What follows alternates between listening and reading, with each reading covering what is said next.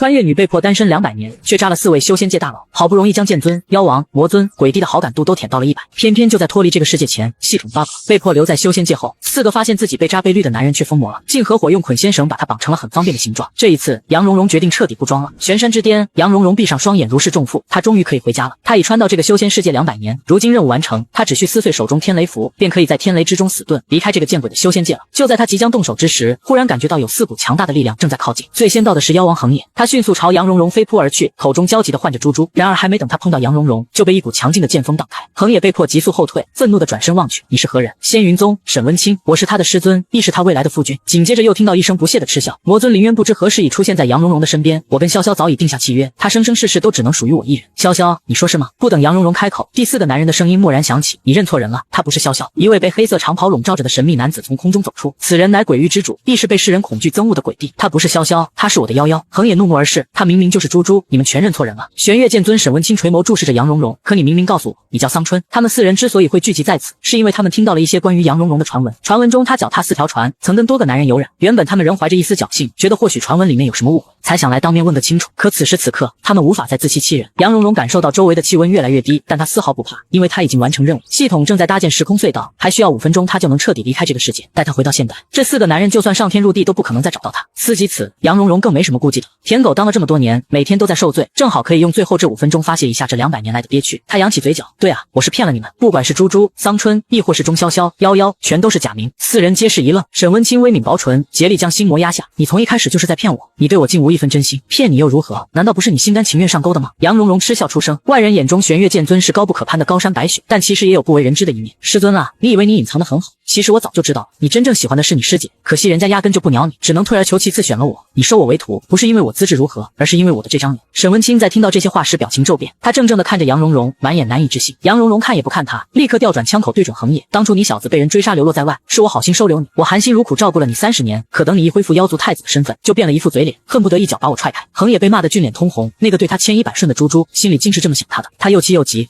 我没有，你不用急着否认，我亲眼看到你将我的东西全给扔了，亲耳听到你说你压根就不认识我，我曾豁出性命护你周全，可在你得势之后却将我弃如敝履。恒野欲争辩，可杨蓉蓉已经扭头看向另一边的魔尊，指着他的鼻尖骂道，还有你被封印在深渊之底，本该永世不得超生，是我冒死进入深渊帮你解除封印，为此甚至废掉了一身修为，可你却任由魔宫里那些人欺辱我，还逼迫我签下奴仆契约，让我到死都无法脱离你的掌控。更可笑的是，你竟然还觉得这是我的荣幸，我当初真是瞎了眼才会救你出来。林渊的脸色已经黑得没法看，自从他一统魔界后，还从没有人敢这么跟他说话。杨蓉蓉无视他那怒火中烧的表情，扭头看向最后一个狗男人，不过真要比起变态程度，输赢你才是当之无愧的第一鬼。从认识你的第一天开始，我的身上就伤口不断，只因你要用我的血来炼制傀儡，你每天都会往我身上割一刀，在你眼里，我就只是个炼制傀儡的材料包而已。我被你折磨的人不人鬼不鬼，最后你还好意思问我爱不爱你？我可去你的！面对4人几乎要吃人的恐怖眼神，杨蓉蓉觉得无比痛快。之前因为要刷好感度完成任务，只能把这些话压在心里，面上还装作爱他们爱得死去活来，今天终于能一吐为快，这感觉太爽了。估摸着5分钟时间应该已经过了，杨蓉蓉暗暗捏紧天雷符，急忙催促系统，童子快带我走啊！时空隧道已连通，现在进入倒计时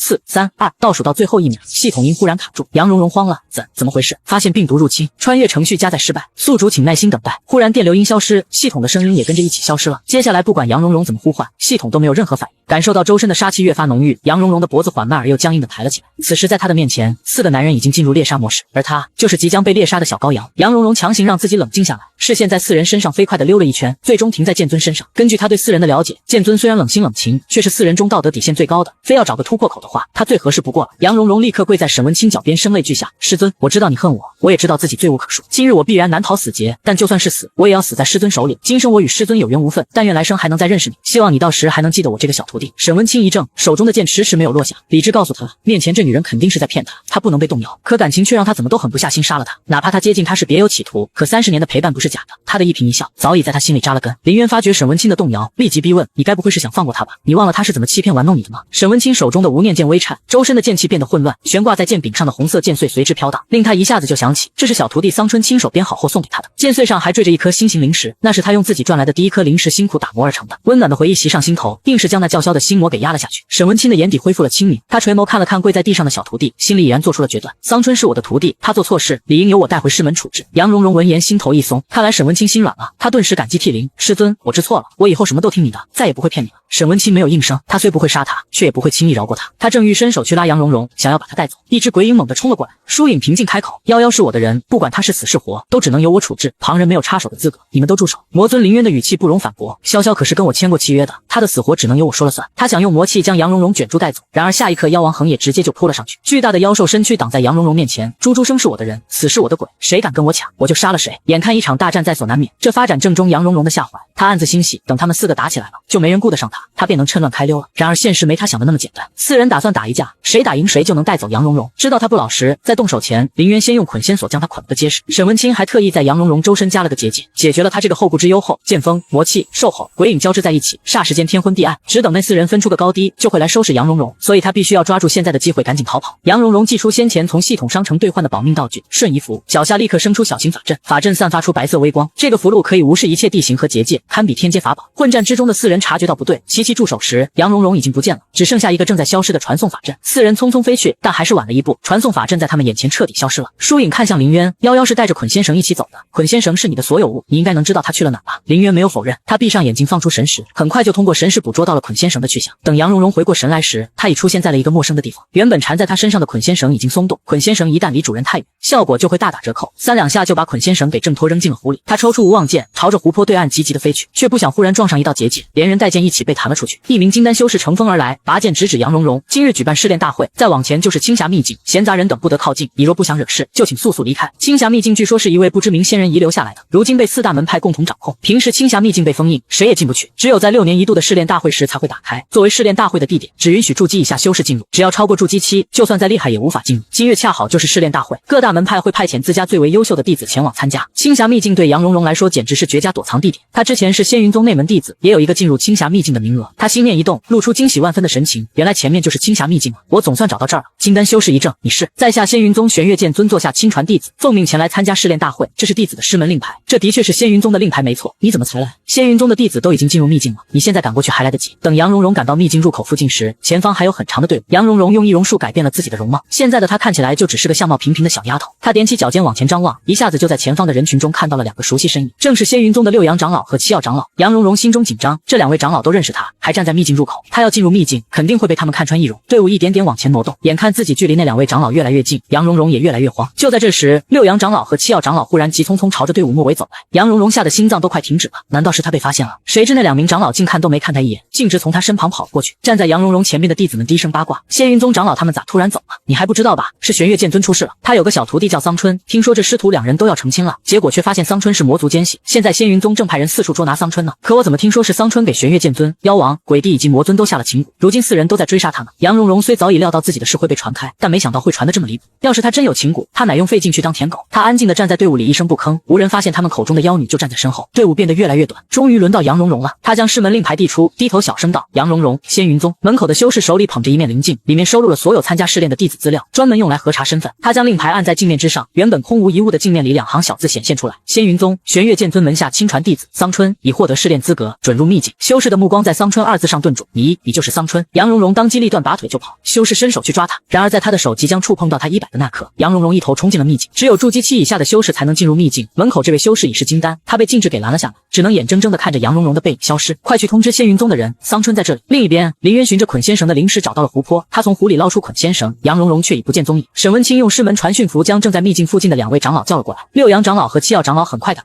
并表示并未在附近见过桑春。没多久，一个金丹修士急匆匆跑来，我们找到桑春了，他进入了青霞秘境。此时的青霞秘境中，桑春的跑路计划并没有他想象中顺利，他刚通过秘境入口就被2人拦住去了。2名男修见他相貌普通，衣着寒酸，借着切磋之名以多欺少，2人都以为胜券在握，正盘算该怎么把杨蓉蓉身上的灵石和法宝全部夺走时，忽见一道白光闪过，杨蓉蓉手中的无妄剑出鞘，强劲的灵压顿时吓得2人慌忙后退。他不是普通筑基修士，曾修炼至化神期，可惜后面修为尽废，还伤了灵根，费心修炼多年，也只能到达筑基期。即便如此，他的心性和经验也远非普通筑基期修士可比。不过3、2下的功夫，刚才还嚣张跋扈的2人已被打趴在地。杨蓉蓉将2人收作小弟，正好多了2个接下来的跑腿子。青霞秘境作为9州大陆有名的秘境，其中最有名的就是天宫的传说。据说秘境之中藏着一座天宫，天宫内有无数的天才地宝。仙云宗的藏经阁内有记载，宗内曾有人远远的看到过天宫虚影，但那个人未曾进入天宫，因为他遭到了一只双头玄鸟的袭击。宗门内长老们猜测，那只双头玄鸟应该是天宫的守护者，只要能找到双头玄鸟，就能找到天宫。2个时辰后，2位小弟身上插满5颜6色的羽毛，被迫手舞足蹈。杨蓉蓉曾听闻玄鸟喜爱彩色，也不知是真是假，只能试试看了。可惜事与愿违，玄鸟没吸引来，却有一道清越的少年音从他们身后传来。你们这是在做什么？杨蓉蓉循声望去，在看清来人时，心里咯噔一跳，真是冤家路窄，来的居然是仙云宗的弟子们。这为首之人名为云阶，他是仙云宗掌门唯一的儿子，16岁就已是筑基后期的修为，算是新一辈中的佼佼者。据说云阶曾想拜入沈温清门下，可最后沈温清却收了杨蓉蓉为徒，这导致云阶一直都对杨蓉蓉有着很大敌意。同为筑基期修为的云阶虽然没有看穿杨蓉蓉的易容，却注意到了她腰间的佩剑。云阶脑中灵光一闪，脸色骤变，他想起来了，那是无妄剑，是属于桑春的宝剑。云阶一个闪身拦住杨蓉蓉，你是何人？手里为何会有无妄剑？眼见云阶带着仙云宗弟子朝自己走来，杨蓉蓉被看得心里发虚，下意识往后退去。云阶十分笃定，我不可能认错，你的佩剑正是桑春的无妄剑，你若不能给我一个合理的解释，我就把你带回师门，交给沈师叔处置。就在方才，沈文清的指令通过传音符传来，让在青霞秘境内的云阶等人找到桑春，并将他带回师门。云阶对这位沈师叔有种近乎盲目的崇拜，为了不让爱豆失望，他是要完成这个任务。杨蓉蓉扭头灵机一动，看向两位刚收的小弟，这把剑不是你们孝敬给我的吗？你们快告诉他们这件事怎么来的。此言一出，云阶等人的目光齐刷刷转向一边，突然被 Q 的两人一脸的莫名其妙，这事跟他们有什么关系？杨蓉蓉蹙眉，方才你们遇到危险，我出手帮了你们，作为报答你们送了这把宝剑给我，还说要给我当小弟，怎么现在遇到了仙云宗的人就突然翻脸不认人了呢？云阶冷眼看着二人，快说实话。两人欲哭无泪，既想说又不敢说，虽然他们被杨蓉蓉套路了不假，但一开始确实是他们对落单的杨蓉蓉起了歹念在先，仙云宗一向是正义的化身，这实在让他们有口难言。见两人神色仓皇，云阶心里已有了答案，他直接让人将他们绑了起来。至于杨蓉蓉手中的无妄剑也被转移到了云阶手里，这把剑乃仙云宗之物，我须得将他带回师门，望道友能够体谅。杨蓉蓉虽然不舍，但还是小命更重要。他憨厚一笑，既然剑是你们的，你们就拿去吧，若没别的事，我就先走一步了。云阶微微颔首，在下仙云宗内门弟子云阶，还未请问教阁下是？杨蓉蓉尽量装作镇定自若的样子，花果山孙小空，我们有缘再见。说完他便转身走人，等到身后再也看不到仙云宗的人，他才终于不再伪装，迈开腿飞速狂奔，徒留两个背锅小弟瑟瑟发抖。两人被审问了整整一天，在面临被废除修为的威胁时才终于松了嘴。我们以为她就是个普通女修，本想从她那抢些灵石和法宝，没曾想她那么厉害，两个加一起都打不过她，然后才被逼着，两人不得不全盘托出，用道心发誓自己所言绝无一个假字。这下子云阶再也没了疑问，一股被戏耍的羞辱感袭上心头，那女人果然是个大骗子，她不仅骗了沈师叔，还骗了他。云阶压下心里翻涌的怒火，竭力维持住冷静，走到僻静处撕碎传音符。很快，沈文清清冷的嗓音就在他脑中响了起来。可是云阶将刚才的经历一五一十说出，说到最后声音不免低落了下去。刚才桑春就在他面前，他却把人给放了，沈师叔肯定会对他感到失望吧。沈文清一如既往的平淡，他跑不掉的，无妄剑是我送给他的，当初为了让剑认主，我曾将他的一滴心头血融进剑身，你只需照我说的做，便能利用无妄剑找到他。这边的杨蓉蓉狠狠地打了个喷嚏，是谁又在念叨我呀？方才他非但没把玄鸟引出来，反倒把云阶那个冤家引了过来，幸好没认出他，不然完蛋了，现在只能另觅他法。杨蓉蓉拿出一个以前在系统商城兑换的妙妙锦囊，只要对他说出遇到的麻烦，他就能随机生成一个解决麻烦的物品。不过他在帮助宿主解决问题的同时，很可能会给宿主惹来更大的麻烦。杨蓉蓉一直没太敢用它，今天却不得不用了。她手捧锦囊虔诚，我想找到双头玄鸟，求你帮帮我。话落，黑色锦囊泛起淡淡光泽，一只毛茸茸的小鸡脑袋从锦囊里面钻了出来。小黄鸡扬起脑袋发出啾啾声，鸟叫声在进入他耳朵后，居然自动变成了熟悉的电子音。宿主，是我呀！杨蓉蓉一怔，你系统？是，就是我，可算找到你了。杨蓉蓉一把揪住小黄鸡，你不是说只要我完成任务就会送我回家吗？为什么要骗我？我没骗你，是系统被病毒入侵，程序出现错误，总部正在商量对策，应该很快的给出解决方案。早不出问题，晚不出问题，偏偏在我要回家的前一刻出问题，难道不是你们暗中捣鬼吗？当然不是，你是我的宿主，你要是出事，我也会倒大霉，我绝不可能害你。再说我若是真的害了你，怎么可能还回来找你？杨蓉蓉神色稍缓，我最后再信你一次。小黄鸡如蒙大赦，这次的病毒来得诡异，我现在无法使用系统权限，只能借用这只幼鸟的身体跟你接触，我被你给坑惨了。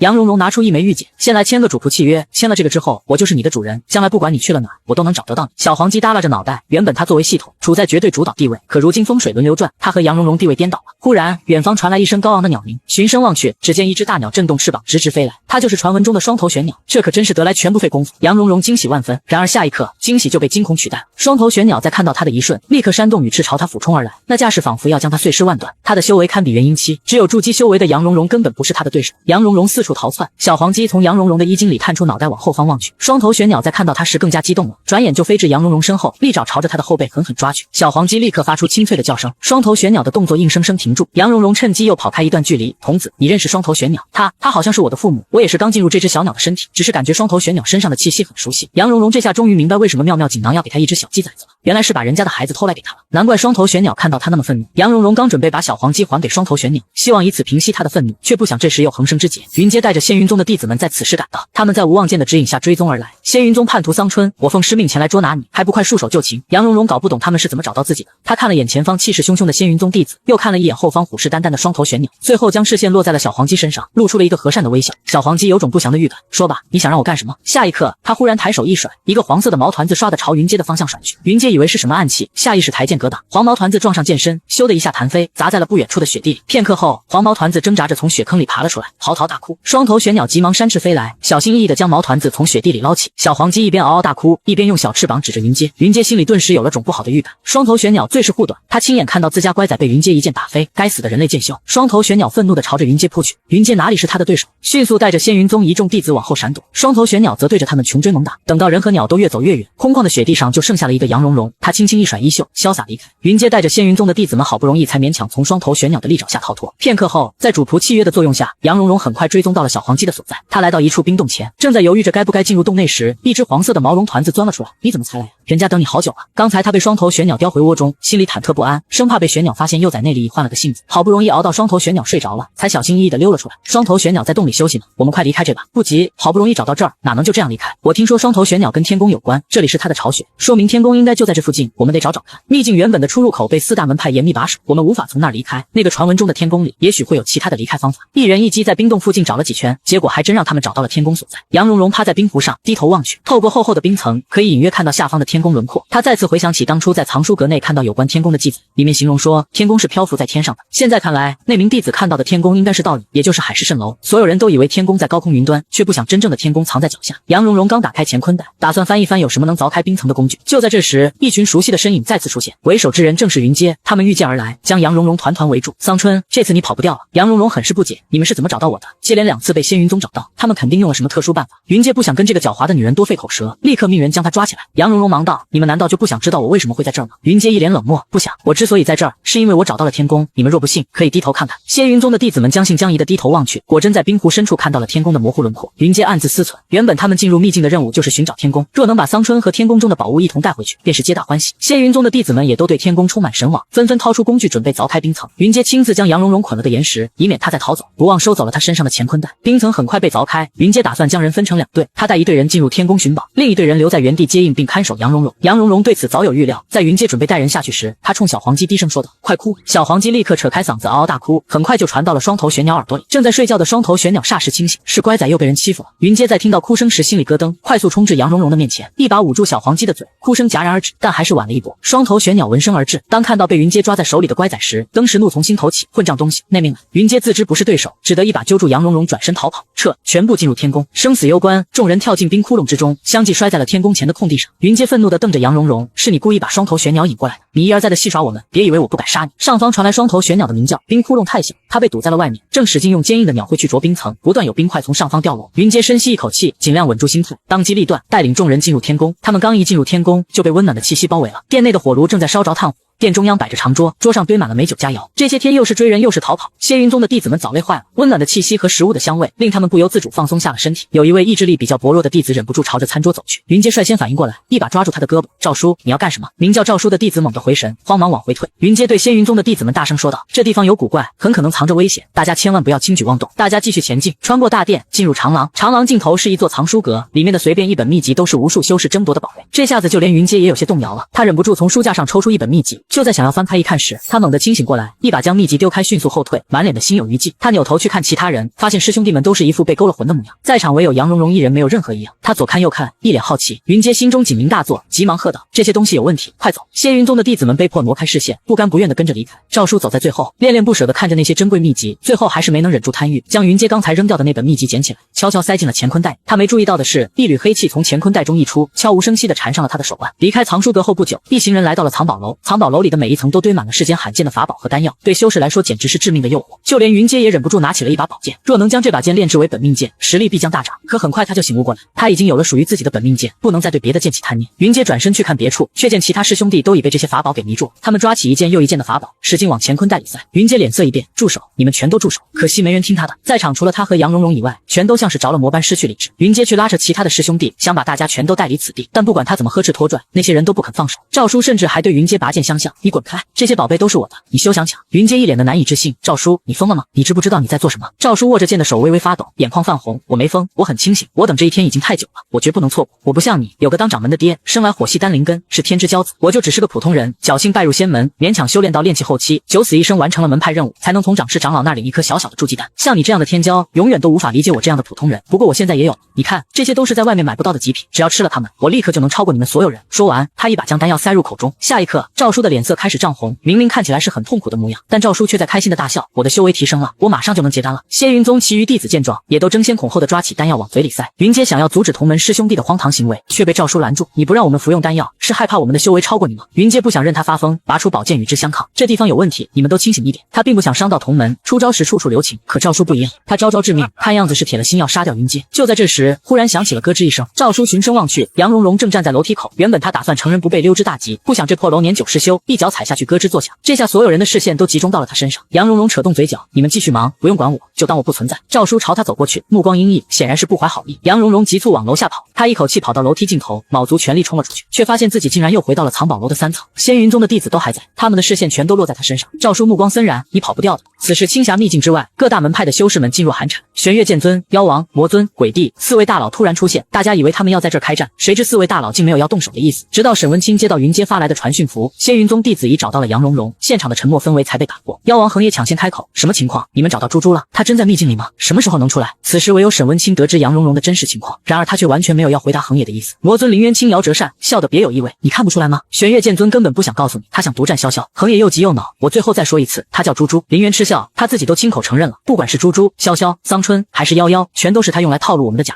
疏影微微抬手，盯着沈文清冷冷逼问：“他人呢？”沈文清仍是不答。你若不说，我便屠尽仙云宗满门。横也发出低吼：“我妖族大军正在赶来的路上，若你不交出猪猪，我便率领妖族踏平你仙云宗。”林渊也慢悠悠开口：“呵呵，我的下属也正集结兵马，很快就能抵达这里。任你玄月剑尊实力再强，也不可能在妖魔鬼3族的群攻之下护住仙云宗吧？还是说你要为了一个叛徒放弃整个仙云宗？”沈文清依旧不语，他不会置仙云宗于不顾，但也不会放弃桑春。林渊忽然嘲弄一笑：“我们3个都想让那女人死，唯有玄月剑尊你一人想护着她。这么看来，我们3个才是一伙。”沈文清闻言心里微微一沉，他不相信这3个家伙真能舍得杀掉桑春，但真要让他们联手，局势将会对他极其不利。桑春是仙云宗的叛徒，我怎会护着他？既然要演戏的话，那就一起演吧。林渊顺势逼问：“那你现在就告诉我们，那女人在哪？”沈文清别无选择，只能做出退让。他的确就在青霞秘境之中。在说出这句话后，沈文清明显感到识海内的心魔又有苏醒的迹象，他竭力让自己保持冷静。就算让他们知道了桑春的下落又如何？他们进不去秘境，只能和他一样在外面守候。得到了肯定的答复后，3人看向秘境的目光变得越发偏执，全都怀着势在必得的决心。横也直接变换出原形，朝着秘境直直冲去，企图以蛮力冲开禁制。一道无形的阻力挡住了他，无论他怎么冲撞，禁制仍旧纹丝不动。疏影召唤出鬼傀儡，欲要将禁制撕裂，结果也以失败告终。这个青霞秘境看着并不起眼，禁制却牢固的可怕。就在此时，一位长老忽然惊呼：“快看，那是什么？”众人抬手望向秘境上空，原本晴朗的天空被云层密布，突生异变，必有大事。难道是青霞秘境里出了什么意外？沈文清立刻往传讯符内输入灵力，却一直都没有联系到云阶。云阶做事一向沉稳，他收到师门传讯一定会给出回应。现在他音信全无，要么是身处特殊环境，暂时收不到传讯符，要么就是已经遭遇意外，无法再给出任何回应。林渊看向秘境的目光凝重起来，看来这个秘境很不简单，他还能活着出来吗？横也不安的来回踱步，实在是忍不住问了句：“如果他真死在了秘境里，我们怎么办？”此话一出，其余3人心里皆是一沉。疏影在地上画出了一个小型法阵，他拿出一面黑色鬼旗，看起来很是不祥。这是鬼眼阵，是鬼修的独门阵法。此阵法可以看到任意想看到的地方，甚至不受禁制的约束，但消耗极大，且在施展阵法的过程中需要高度集中，一旦被打断必会遭到反噬。疏影居于鬼眼阵之中，扫了一眼那些全神戒备的正派修士们，十分明白自己在这群人心中是个什么形象。一旦他摆下阵法，这群人很可能会趁虚而入，要了他的命。疏影忽然对林渊、沈文清和横也喊道：“我列阵，你们为我护法。”林渊嗤笑：“凭什么？就凭你们也想看到夭夭此时的情况？”秘境上方突生异象，那女人生死不明，他们的确都很想知道她现在的处境。有了3人在旁护法，疏影盘膝而坐，鬼眼阵被启动，法阵边缘冒出黑色鬼气。片刻后，虚空中渐渐出现影像，正是青霞秘境之中的景象。此刻天宫的藏宝楼内，赵叔向杨蓉蓉步步逼近，神色不善。杨蓉蓉双手被绑，身后即是楼梯，进退两难。赵叔的目光仿若淬了毒的刀，你本该与我一样出身普通，可我入门却只能当个外门弟子，而你一入门就是玄月剑尊亲传，凭什么？杨蓉蓉急忙道：“是玄月剑尊瞎了眼，居然选我没选你，都是他的错，该死的是他才对。若早知你这么想当玄月剑尊的徒弟，我就跟你换了。我为他鞍前马后付出那么多，可他从不教我修炼，所有功法都是自学而来。不仅如此，他还玩弄我的感情，骗我跟他成亲，但其实他早就心有所属，他就是个大骗子。”赵叔听得一愣一愣的，你说的都是真的？杨蓉蓉声泪俱下，我可以以道心起誓，若有半句谎言，就让我天打雷劈。他都敢以道心起誓了，说明真没撒谎。云阶的神情变得复杂，难道沈师叔真如他说的那么恶劣？脸。赵叔这下子看向他的目光充满同情，好可怜，你比我还惨。是啊，我都这么惨了，你就放过我吧。赵叔掏出一颗丹药递到他的面前，你把这个吃了，就算没有师傅教你功法，修为也能上涨许多，以后我们就是同伴了，我不会再为难你。云阶心头发紧，从赵叔和其他人服下丹药后的异常表现来看，那丹药肯定不是什么好东西。桑春若真吃了丹药，很可能也会变得跟他们一样诡异。可若桑春不吃，赵叔必然不会放过他。他要是被杀，回头他该怎么跟沈师叔交代？就在云阶疯狂思索该怎么办时，他看到杨蓉蓉睁大双眼，俨然一副惊喜的样子。你真要把这么珍贵的丹药给我吗？赵叔是想用丹药试探一下杨蓉蓉，原本以为他会迟疑或拒绝，没曾想他竟这么高兴。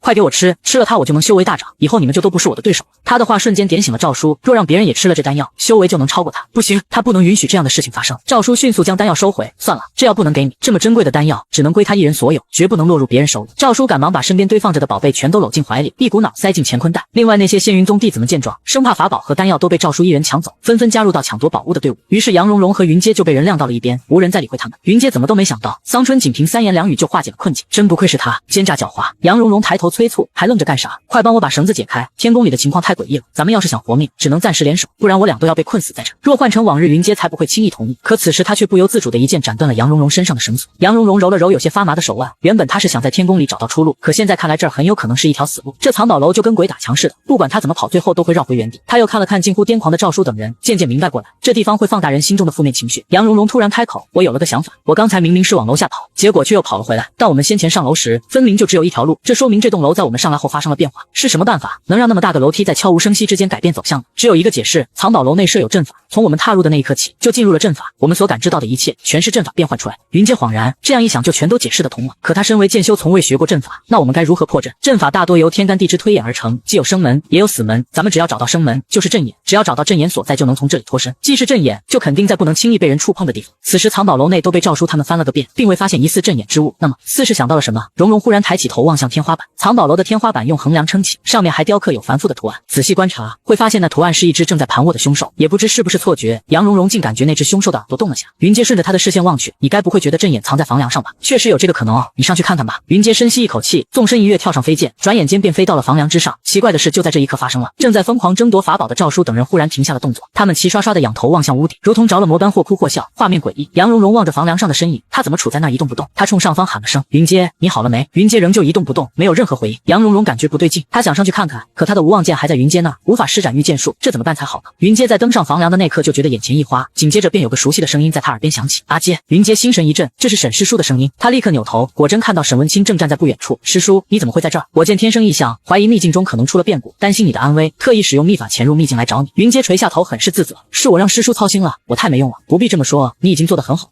云阶还是第一次见到沈师叔如此温和的一面，不由得愣住，这还是师叔第一次夸我。沈文清神色一凝，我虽夸了你，却也要批评你。桑春乃仙云宗叛徒，你为何一直对他手下留情？莫不是对他生出了什么不该有的心思？云阶瞬间炸毛，没有，就算修仙界女修都死绝了，我也不可能喜欢桑春。沈文清沉下脸，那你为何不杀了他？云阶茫然，是您说让我活捉他的，而且他毕竟是您的亲传弟子。那是以前，我现在改主意了，我想让他死。他做出那等丑事，早已不再是我的徒弟，你若还认我这个师叔，就立刻去杀了他。杨蓉蓉这边，她捡起了刚才捆住自己的绳子，再在藏宝阁的法宝里选了个流星锤，她将流星锤绑到绳子的一端，然后甩动绳子，用力一甩，流星锤随之飞了出去。杨蓉蓉本来是想让流星锤在惯性作用下绕住房梁，固定住绳子，到时她就能顺着绳子爬上去。谁知她手滑失了准头，流星锤竟直直朝云阶砸了过去。杨蓉蓉捂住眼睛，不敢再看下去，心里疯狂道歉，对不起，我不是故意的呀。而此时幻象中的云阶还在犹豫。沈文清继续靠近他，语气诱惑，只要桑春一死，你就能顶替他成为我的亲传弟子。云阶的心跳越来越快，他此生最大的愿望就是拜沈文清为师，机会就在面前，他如何能不心动？只有他死，你才能得偿所愿。你还在等什么呢？还不快去杀了他！云阶的脑子越来越乱，他口中喃喃，人不为己，天诛地灭，我要杀了。话还没说完，忽感一股劲风袭来，紧接着后背剧痛，他被流星锤猛地打中，眼前的沈文清目露错愕，紧接着便消失不见了。而云阶则被一锤子打下房梁，重重摔在地上，后背传来的剧痛让他彻底清醒。桑春，刚才那个流星锤是不是你？不等云阶说完，杨蓉蓉飞快摇头否认，不是我没有。你不必急于否认，我没有要责怪你的意思，相反还要感谢你，感谢我，你的脑子没摔坏吧？方才我看到了沈师叔，他试图引诱我去杀你，我差点就上当了，幸好你及时把我给打醒。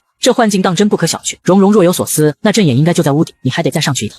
云阶艰难的爬动，腾出了满头大汗，还是没能站起来。蓉蓉看不下去了，算了，把无妄剑和乾坤袋还给我，我替你上去。云阶没有更好的选择，只能慢吞吞的拿出无妄剑。不忘提醒你，等下不管看到什么都别信，别被迷了心智。好嘞，师弟，你在此稍后，师姐我去就回。云阶不甘愿的小声反驳，谁是你师弟啊？杨蓉蓉飞跃到房梁上，她抡起无妄剑就朝着天花板上雕刻的凶兽刺去。下一刻，她就感觉眼前一花，紧接着沈文清、林渊、恒野以及疏影就出现在了她面前。只不过四人脖子以下全都是马赛克。杨蓉蓉对此习以为常，这是系统自带的屏蔽功能，脖子以下不能过审，暴力和血腥画面也不能过审，全都得打码。4个男人呼唤着他的名字向他靠近，个个都是一副恨不能现在就委身于他的架势。杨蓉蓉毫不犹豫一剑劈过去，直接就将面前4人劈成了一大堆马赛克。男人只会影响他拔剑的速度，幻境主人算是看出来了，这女人没得感情，短的不行，只能来硬的。杨蓉蓉周身气温陡然下降，一只只恐怖扭曲的恶鬼朝她爬来，任何一个正常人看到这景象都难免胆寒。杨蓉蓉却依旧岿然不动，因为她眼前能看到的全是马赛克。她左砍一下右劈一下，很快那群马赛克都被杀了个干净，地上的碎片渐渐融合成一个模糊人影。你到底想要什么？杨蓉蓉反问。你不是能看透人心吗？难道你看不透我心中真正所想？模糊人影确实看不出，面前这女人的欲望如同雾里看花，怎么都看不真切。我想要自由，绝对的自由。人影沉默了，他所给予的一切都是以将他困在此地为前提。良久，他才冷冷开口：你太贪心了。呵呵，贪心不好吗？自然是极好的，你越贪心，灵魂的味道就越美味。我已经很久没吃东西了，只要把你们全吃了，我就可以离开这儿了。他以为自己说完这话，这女人肯定会惊惧不安，但杨蓉蓉却十分淡定。你要是能直接吃了我们，又何必费那么多功夫？模糊人影无法反驳，他说的的确是实情。杨蓉蓉从乾坤袋里拿出2个热乎乎的肉包子，你不是好久没吃东西了吗？这俩包子给你垫垫肚子。他将包子掰开，顿时肉香四溢。人影不由自主地咽了咽口水。可恩，这东西虽然廉价，但看在你诚心诚意讨好我的份上，我就勉为其难地尝上一口吧。他接住扔来的一个包子，2下就给吞了。人影吃得津津有味，心情都变好了。杨蓉蓉很是大方地将乾坤袋里储存的包子全部拿出来送他，趁机问道：我该怎么称呼你？我在家中排行老6，家里人都叫我六郎。那六郎啊，你想不想吃更多更好吃的东西？有多好吃？能比你还好吃吗？杨蓉蓉勉强一笑，那是因为你没吃过什么好东西，美食都在外面呢。你要是跟我走，我带你吃遍天下美食，那可比人类要好吃多了。六郎对他描述的外界很感兴趣，可他还是摇了摇头，不行，我出不去，我被封印在了这儿，封印没解开前哪也去不了。既然是封印，为何我们能直接进来？前不久来了个神秘人，他消除了天宫外用来伪装的幻象，并告诉我不久后会有2角羊进入此地，只要我能吃掉他们，就能解除封印，重获自由。杨蓉蓉这才明白，难怪他那么容易就找到了天宫，原来是有人提前做了手脚。那你为何会被封印在此？因为我乱吃了2角羊。杨蓉蓉原本还想着把这货骗出去当个灵宠，可他竟是个吃人狂魔，还是算了吧，就让他继续被封印着吧，最好永远都别被放出去。我能满足你的任何愿望，只要吃了你，让我解开封印。声音落地的刹那，六郎猛然朝他扑来，杨蓉蓉立即喊了声童子，下一刻就感觉手指被狠狠地啄了下，刺痛令他恢复清醒，眼前的幻象也消失不见。杨蓉蓉的右手食指被小黄鸡啄破了，正在往外冒血珠，有一滴还落在了房梁上。为了以防万一，他事先跟小黄鸡约好，待他被幻象迷住，他就立刻啄他一口。杨蓉蓉仰头去看天花板的凶兽图腾，发现原本应该闭着眼睛的凶兽，此时竟然睁开了双眼。下一刻，凶兽竟从画中显形扑了出来，一口咬住了无望剑。与此同时，脚下的房梁开始摇晃，这里要他们。蓉蓉用尽全力也无法将无望剑拔出来，只能忍痛弃剑，纵身往下一跳。此时藏宝楼内的景象也发生了巨大变化，原本堆积如山的法宝变成一堆破铜烂铁，那些丹药也都变成了小虫子。赵叔等人也都从幻象之中逐渐清醒，想起自己刚才吃下去的那些虫子丹药，胃里顿时就翻江倒海。云阶惊呼，幻境消失了，可下一瞬他就感受到了一股强大的威压，所有人都被这恐怖的灵力给压得喘不上气。凶兽落地，他将无望剑嚼了2下，直接就咬碎吃了。杨蓉蓉看着步步逼近的凶兽，又惊又惧。这凶兽的修为少说也在大成期，双方实力差距悬殊。凶兽忽然停在杨蓉蓉面前，就在杨蓉蓉以为自己要被吃了时，下一刻却听见他吐出了人言：谢谢你帮我解开了封印。杨蓉蓉很意外，你是六郎，我什么时候帮你解开的封印？我自己怎么不知道？上面的房梁就是用来封印我的法阵，你方才破了法阵。杨蓉蓉这才想起自己方才不小心落了一滴血在房梁上，这竟然就能让法阵失效。那既然是我放你出来的，我就是你的恩人，你总得知恩图报吧。作为回报，我会将你留到最后享用。现在就让我先吃了另外那几个吧。云阶抬头就对上了凶兽那充满贪婪的双瞳，他握紧灵剑，我来拖住他，大家快跑出去通知师门关闭秘境，免得让这凶兽跑出去为祸世间。赵叔已恢复清醒，他方才还因为幻境的影响对云阶拔剑相向，可现在云阶竟然愿意牺牲自己保护他们，强烈的愧疚与感动袭上心头。赵叔照出灵剑，要死一起死，我绝不会抛下同门独自逃生。其他仙云宗的弟子也纷纷照出武器，我们也一样。而杨蓉蓉正在自己的乾坤袋里翻找，片刻后他找到了一张皱巴巴的符纸，那是天雷符。当初他修炼到了化神期需要渡雷劫，可能是因为他修炼的速度太快太顺，天道给他降下的雷劫格外狠，那场天雷劈得他生不如死，最后他实在遭不住了，才悄悄和系统兑换，将一部分雷引入符纸之中，制成了天雷符，用他召来的天雷只会降到杨蓉蓉身上，这是属于他的雷劫，只劈他一人。原本杨蓉蓉是打算等自己完成攻略任务后，就用这张符引动天雷死遁脱身，返回现世，谁曾想系统突然故障，天雷符也就留到了现在。他没指望凭一张天雷符就能解决大成期的凶兽，而是想借助天雷符毁掉青霞秘境外的禁制，只要禁制消失，守在秘境外的沈温清、林渊、恒野、疏影就能进来，到时候他就能趁乱脱身。这计划虽然冒险，却是目前唯一的出路。他一咬牙，冲到凶兽面前大叫：快来吃我呀！你要是不过来的话，我可就要跑了。杨蓉蓉一边喊，一边朝云阶和赵叔等人打手势，示意他们赶紧走，免得等下被殃及池鱼。云阶很意外，在他的印象中，桑春一直都是个奸诈狡猾的女骗子，没想到她竟会在这危险时刻挺身而出。与此同时，鬼眼正在找遍了整个青霞秘境后，终于找到了天宫。疏影操纵阵法，将鬼眼的视角穿透天宫大门，进入内部。一头凶兽立在不远处，锋利獠牙闪烁着寒光。4人通过鬼眼阵的视角看到这一幕，不约而同脸色骤变，这是饕餮。上古凶兽。此刻面对杨蓉蓉的挑衅，饕餮紧盯着他发出冷笑。既然你这么想死，我现在就成全你。说完，他就张开巨口狠扑而去。杨蓉蓉蹲下身，将自己缩成一团，小心避开饕餮口中獠牙，任由对方吞入口中。云阶顾不上自己身受重伤，手脚并用爬过去，嘶声大喊：“桑春，师姐！”这是他第一次唤她师姐，可他却听不到了。秘境外，输赢体内鬼气猛然暴涨，鬼眼阵承受不住，直接就炸。沈文清、林渊、何恒也都疯了，他们想救杨蓉蓉，然而秘境的禁制依旧牢不可破。忽然天边传来轰隆巨响，秘境上空以乌云压顶，雷电如龙般猛然落下，狠狠砸在秘境之中。四人齐齐变了脸色，这是雷劫。杨蓉蓉在被饕餮吞进去那刻，飞快撕碎了天雷符，符纸一碎，立刻就有雷声传来。饕餮还没来得及享受到嘴的美味，就被从天而降的雷电劈猛了。如今饕餮修为大不如前，只能疯狂闪躲。云阶和赵叔等人连滚带爬的逃了出来，众人飞速施展御剑术，他们得快些离开秘境，请求师门援助。一道道天雷狠狠砸下，原本牢不可破的禁制开始出现裂痕。沈文清和林渊、恒野、疏影趁机破开禁制，强行闯入秘境，直奔天宫而去。他们赶到冰湖附近时，雷劫还没结束，下坠的乌云与冰水纠缠，湖底的天宫废墟也被一并搅入，犹如龙卷风般扭动旋转。此情此景，只有筑基期修为的杨蓉蓉想必已遭遇不测，但四人都不愿接受这个现实。恒野红着眼眶大吼：“猪猪！”他化成兽形，不顾一切地朝龙卷风扑去，哪怕他真的死了，他也要找到他的尸骨，寻尽世间一切秘法将他复活。沈文清握着无念剑的手在颤抖，他的心魔已然彻底失控，不管桑春是死是活，他都要找到他。他硬是将龙卷风劈开一道口子，纵身飞入其中。林渊死死盯着龙卷风，仿佛透过他看到了钟潇潇。你以为死了就能摆脱我吗？做梦吧！哪怕是死了，我也要把你从奈何桥上抓回来。笑着笑着，他竟落下泪来，血红魔气暴涨，随后直直地冲进了龙卷风之中。疏影的眼眸中不见一丝光亮，夭夭真的死了吗？死了也没关系，只要他的魂魄还在，他就能将他炼制成傀儡，让他永远都不再离开。他的身体化成一道鬼影，悄无声息地钻进了龙卷风。本就巨大的龙卷风在加入了他们四人后，顿时就变得更加狂乱。秘境外的修士们远远地看着那恐怖的龙卷风，不禁想起了100多年前，一名仅用80年就修炼至元婴期的天才女修，她渡劫至化神期那天的雷劫就如今日这般恐怖。时间流逝，连绵不绝的雷声终于消失了，乌云渐渐散去。然而四人找遍了秘境的每一寸地方，却仍未找到杨蓉蓉的踪迹。也许是因为天道恼恨于杨蓉蓉私藏了渡劫时的天雷，所以这次引来的雷劫格外凶狠。结果可苦了被用来挡雷的饕餮，天雷要劈杨蓉蓉，可杨蓉蓉藏在他的肚子里，他跑到哪，天雷就追到哪。最后饕餮被龙卷风卷到天上，越飞越高，眼看就要被风搅碎。关键时刻，双头玄鸟冲了过来，奋力带着他飞出了穹顶。千里之外的深山老林里，饕餮被扔到地上，奄奄一息，腹中绞痛，哇的一声吐出个大活人。杨蓉蓉瘫坐在地，大口喘气，可算出来了。然而他好不容易死里逃生，就见饕餮忽然醒了。蓉蓉生怕这家伙又要吃自己，赶忙爬起来要跑路，下一刻却听到饕餮喊了一声娘，音调甚至还带着点哭腔。谁都没想到，天雷不仅把饕餮劈伤了，还把他脑子也劈坏了。那之后不管杨蓉蓉走哪，他都跟着，闭口一个娘亲的喊着，甩都甩不掉。为以防万一，杨蓉蓉跟他签了灵宠契约，今后他是主，饕餮是宠。杨蓉蓉不想引起恐慌，更不想因他暴露自己的行踪，便命饕餮用变幻之术化为人形，但因他还很虚弱，变成了人后只有4、5岁模样，身上仍带着凶煞之气。杨蓉蓉唤他六郎，打算去万宝楼买个灵气镇压身上的凶气，这样一来就没人能看出他的真身了。为此，杨蓉蓉特意来到了金球城。金球城物产丰饶，人来人往。他牵着小孩模样的饕餮走在路上，穿过街道时，恰好听到路人们的说话声。你们听说了没？仙云宗、妖族、魔界、鬼域都发出了悬赏令，妖族要找的人叫猪猪，魔界要找的人叫钟潇潇，鬼域要找的人叫夭夭。可天下谁人不知，那4位大佬要找的其实就是一个人。依我看，他们10有8九是找不到人了。听说那女人早在10日前的青霞秘境内被劈得灰飞烟灭了。杨蓉蓉一边听着自己的八卦，一边摸了下自己的脸。如今她又换了副模样，那些吃瓜群众完全不知他们口中的妖女就站在旁边。杨蓉蓉很快找到了万宝楼，伙计笑着迎上，客官想买点什么？我要买个能镇压凶煞之气的灵器。伙计拿出3个灵器，一把辟邪剑，1枚8星钱，还有一方泛花帕，出自天卑寺，自带佛光。这3样灵器都有镇压邪煞之功效，您看看喜欢哪样？杨蓉蓉选择全都拿下，肉痛的付了3000中品灵石。她拿来一根红绳，将红绳穿过8星钱，套到六郎手腕上，又将泛花帕挂到他胸口，最后把辟邪剑往他背上一挂，3件灵器一起生效，镇压凶气的功效翻倍。六郎还以为这是娘亲送自己的礼物，咧开嘴笑了起来。杨蓉蓉牵着六郎往外走，刚走到门口，就看到一对夫妇拿着张画像，一遍又一遍地询问每一个行人，请问你们有没有见到过我们的女儿？店伙计看着他们消瘦的背影摇了摇头，最近城内有很多人家丢了孩子，造孽啊！杨蓉蓉没想到这金球城内竟还藏着这么些事儿，这事儿就没人管了吗？怎么没管呢？城主派人四处寻找，始终未能找到那些失踪孩子的下落，如今只能张贴告示重金悬赏。杨蓉蓉顿时就来了兴致，嘿，难不成是天道在提醒他，让他去赚赏金？他带着六郎继续前行，在经过一家包子铺时，本打算问问六郎喜欢吃哪种包子，谁知低头望去，身边却空空如也，六郎竟不见了。那么大个宠物居然不见了，六郎不可能主动离开他，除非是有人把他给偷走了。看来真是遇上人贩子。杨蓉蓉却对此一点都不担心，就算饕餮被雷劈成了个傻子，可战斗力还是在，人贩子把他偷去，等于是找死啊！正好让他们体会一下什么叫做请神容易送神难。他要先去办另外一件事。杨蓉蓉拨开人群，挤到布告栏前，一把撕下悬赏令。他与六郎间存在着契约，不管在哪都能感知到对方的存在。根据指引来到城主府内，等了一炷香，才看到城主出现。金球城的城主名叫钱通神，不仅是城主，还是金乌商会的会长，是人如其名的有钱，只不过面色苍白，瞧着不太健康。钱通神被侍女搀扶着走到上首，他是元婴修士，一眼就看穿了杨蓉蓉用了易容术，但他并未说破。杨姑娘，不知你师从何派，怎会到我金球城来？杨蓉蓉给自己编了个来历，在下来自回龙教，外出历练，恰好经过贵地。我叫位于偏远之地，很少过问外界之事。这次是为了人贩子一事而来，原是隐士门派。我已听人禀报，你若能助我们寻回那些孩子，灵石和法宝都少不了你的。你将那些孩子的下落告诉我，我派人去寻找，你再次等候结果即可。杨蓉蓉低下头，捂脸抽泣。实不相瞒，我的孩子也被偷走了，我放心不下他，想尽快找到他。杨姑娘别太担心，我们这就去找人，一定能很快找到你的孩子。钱通神叫来管事吩咐，速去安排兵马，准备去寻人。不知杨姑娘是如何得知那些失踪孩子的下落，可否详细说说？我们回龙教有一种秘术，母子连心，不管孩子去了哪，母亲都能通过神识感知他的去向。钱通神恍然，原来如此，太好了，那些孩子有救了。杨蓉蓉看向门口，城主的人还没准备好吗？马上就要好了，你先喝点茶歇会儿。杨蓉蓉感觉递来的这盏茶很香，即便没喝，也被香迷糊了。钱通神微微一笑，这是我让人专门为你准备的百日醉，如你这般修为的修士，只是闻一下就能昏睡3天3夜。你……杨蓉蓉话还没说完，就眼前一黑，昏死了过去。等他醒来时，已被关在牢房中，手脚还都被套了镣铐，灵力也被锁灵石封住。一道女声传入他耳中，不到1日就醒了，你挺厉害呀。杨蓉蓉循声望去，看到一个青衣女子，你是钱通神身边的那个侍女。杨姑娘好记性，奴婢名叫青离，只要你答应立刻离开金球城，并保证永远不再回来，我就放了你。杨蓉蓉毫不犹豫地点头，好。青离一愣，她没想到对方竟直接答应了。你难道不想要你的孩子？做你的孩子真是可怜，我倒觉得那孩子现在应该挺快乐的。原本他还想快点把饕餮找回来，免得他大开杀戒，可现在他自身难保，那群绑了饕餮的人贩子，就让他们自食恶果吧。青离站起身斥道，如你这般的人渣，就该永远被关在这儿。明明就是你们偷了我的孩子，还反过来怪我。钱通神发布了悬赏令，我接了悬赏令，想帮忙找回失踪的孩子，结果却被药迷晕了，关押起来。唯一能解释你们这个行为的理由就是那些孩子的失踪跟钱通神有关，他怕我找到那些孩子，所以才把我关起来。听完分析，青离冷冷一笑，既然你都知道了，那就更不能放你走了，那你就杀了我呀。我们回龙教的人都修习了秘术，彼此心脉相连，只要我一死，我的师父和同门就会立刻知道，他们定会赶来杀了钱通神替我报仇。青离原本是针对他动了杀心，听他这么一说，不禁迟疑起来。现在距离城主城市只有一步之遥，不能在这个节骨眼上出差错，等大事办成再来处置这女人也不迟。思及此，青离直接转身走人。杨蓉蓉用力拍打牢门，你再不放我出去的话，你们都会死的，你们肯定会后悔的。饕餮若一直找不到他，一定会找到这儿来大开杀戒。青离对他的警告嗤之以鼻，头也不回地离开了地牢。门外的脚步声彻底消失了，杨蓉蓉停止叫喊，她长舒一口气，看样子是暂时把青离给唬住了，但这并非长久之计，她得想个办法尽快离开这儿。忽然她听到牢门外传来熟悉的啾啾叫声，是系统来了。杨蓉蓉立刻兴奋了，童子，你快想办法救我出去！宿主，牢门被锁住了，我刚才想去偷钥匙，差点被青离发现，幸好我跑得快，不然这会儿已经是一盘炒鸡了。杨蓉蓉明白眼下光靠她自己一人很难全身而退，只能寻求外援。她撕掉一块衣服布料，咬破手指，在布料上写下血字：金球城城主残害无辜孩童，图谋不轨，恐殃及全城百姓，请速往支援。她将布料从门缝塞了出去，你把这个带出去给双头玄鸟，让他送去天卑寺。那群佛修一向以拯救苍生为己任，肯定愿意来这儿救人。以双头玄鸟的飞行速度，天卑寺的人今晚就能抵达金球城。但杨蓉蓉不是那种会将希望都寄托到别人身上的人，她得做好两手准备。腰间的乾坤袋已经不见了，想必是被青离给搜走了。她又在指尖上咬了一口，指尖划过地面，以血带墨画出一个小型的回溯阵。回溯阵可以让她的修为暂回120年前，彼时她还是那个叱咤风云的化神期修士，只需动动手指就能破了这囚牢。但现在只有筑基期修为的她，若被阵法反噬，非死即残。这一次是死是活，就得看她的命够不够硬了。另一边，城主府后院禁地内，钱通神进入昏暗密道，他的身体已经非常虚弱。10年前他就寿元已尽，可他不想死，花高价寻来用一条人命续1年寿元的阴毒法子，但这个法子犹如饮鸩止渴。直到3月前，一位高人忽然送给他一个秘方，只要能凑够99个3到5岁命格属阴的孩童，将他们放入混沌血煞阵之中，便能炼成长生丹。就在今日，终于凑够99个，马上就能炼制成长生丹了。他推开密道尽头的门，入目是一个巨大的祭坛，祭坛四周放着许多牢笼，每个笼子里都关着昏睡不醒的小孩。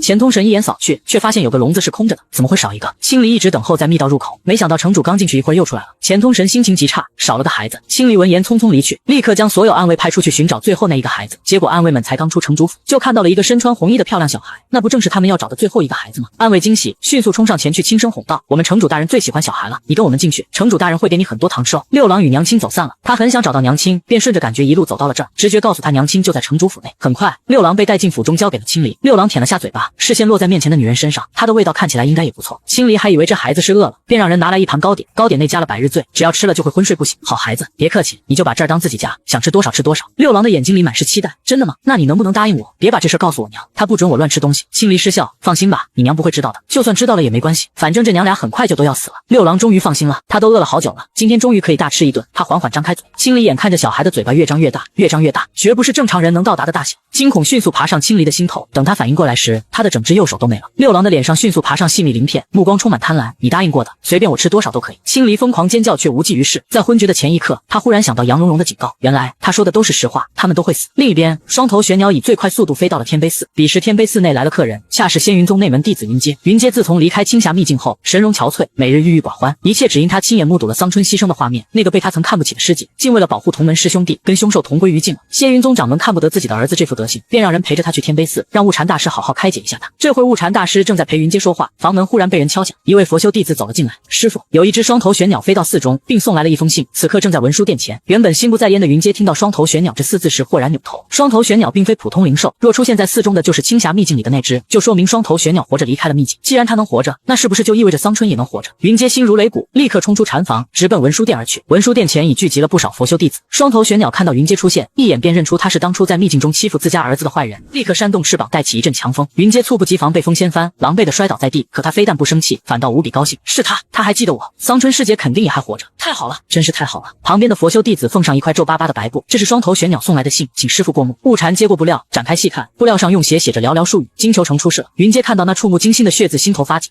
这是桑春师姐的字迹，他遇到危险了。他立刻就要去金球城，却被悟禅拦住。金球城城主是元婴修士，你不是他的对手，贫僧派2个弟子随你一同前往。另外此事关系到你的同门师姐，你是否要通知一下你的师门？云阶方才醒悟过来，立刻拿出传讯符，将桑春师姐很可能还活着的事告诉了沈师叔。此时城主府内已乱作一团，六郎在吃完青梨后，意犹未尽的目光从那些全副武装的修士身上扫过，府中人心惶惶，唯有钱通神仍旧冷静。他未曾见过这类凶兽，观其言行必定不是善茬，还是不要硬碰硬，得智取才行。钱通神试探性的问道：你不是要见你娘吗？我知道她在哪，快说我娘在哪里，你跟我来，我带你去见她。六郎的视线掠过那些美味的两脚羊，还是忍住了继续进食的欲望，他要先找到娘亲。钱通神一路带着饕餮走入后院，推开密道的暗门，回头对六郎说道：你娘正在里面等着你，只要进去你就能看到她。六郎却没有动，似是在思考他这话的真实性。钱通神心想这货还没蠢到家，从袖中拿出个乾坤袋扔去，你看这是否是你娘的东西？六郎接住乾坤袋，确实是娘亲的味道，他没有再迟疑，径直钻进密道，很快消失在了密道尽头。钱通神冷笑，他用力关上门，拿出一个黑玉阵盘，阵盘上刻满了符文，这是高人临走前留给他的法宝，是用来启动禁地内混沌血煞阵的开关。只要法阵被启动，禁地内的所有孩子连同那只凶兽都会被炼化成长生丹。高人说要99个孩子，但没说一定要是人类。钱通神咬破手指，将自己的鲜血滴入阵盘，暗淡的符文一下子就亮了起来，混沌血煞阵被启动了。另一边的牢房外，小黄鸡着急地贴在牢门上，宿主不好了，你儿子杀进城主府了，他还被钱通神骗进了后院禁地，我还看到钱通神往一个黑玉罗盘上滴血，像是启动了什么了不得的东西。杨蓉蓉不知道钱通神到底在图谋什么，他现在最担心的是饕餮，钱通神的一系列操作很可能弄不死饕餮，还会彻底激怒他，怕啥来啥。他下一刻就听到恐怖的兽吼，杨蓉蓉心头发紧，他和饕餮签订了主仆契约，若饕餮大开杀戒，造下的杀孽可是要算到他头上的，他必须立刻出去。原本已被不时之需的回溯阵现在正好派上用场，杨蓉蓉体内灵力被锁住，想启动回溯阵只能用生命力替代。他坐于阵法之中，默念咒文，生命力一点点从他体内流入身下的回溯阵，灵力从门缝渗出，门窗碎石冲天而起，地牢炸，一个熟悉的人影自混乱之中走出。杨蓉蓉已恢复原本的容貌，强大威压自体内溢出，果然还是当强者的感觉爽了。一招重回化神巅峰，杀入金球城城主府。城主府后院内，钱通神梦寐以求的长生丹未能炼成，混沌血煞阵被那头不知来历的凶兽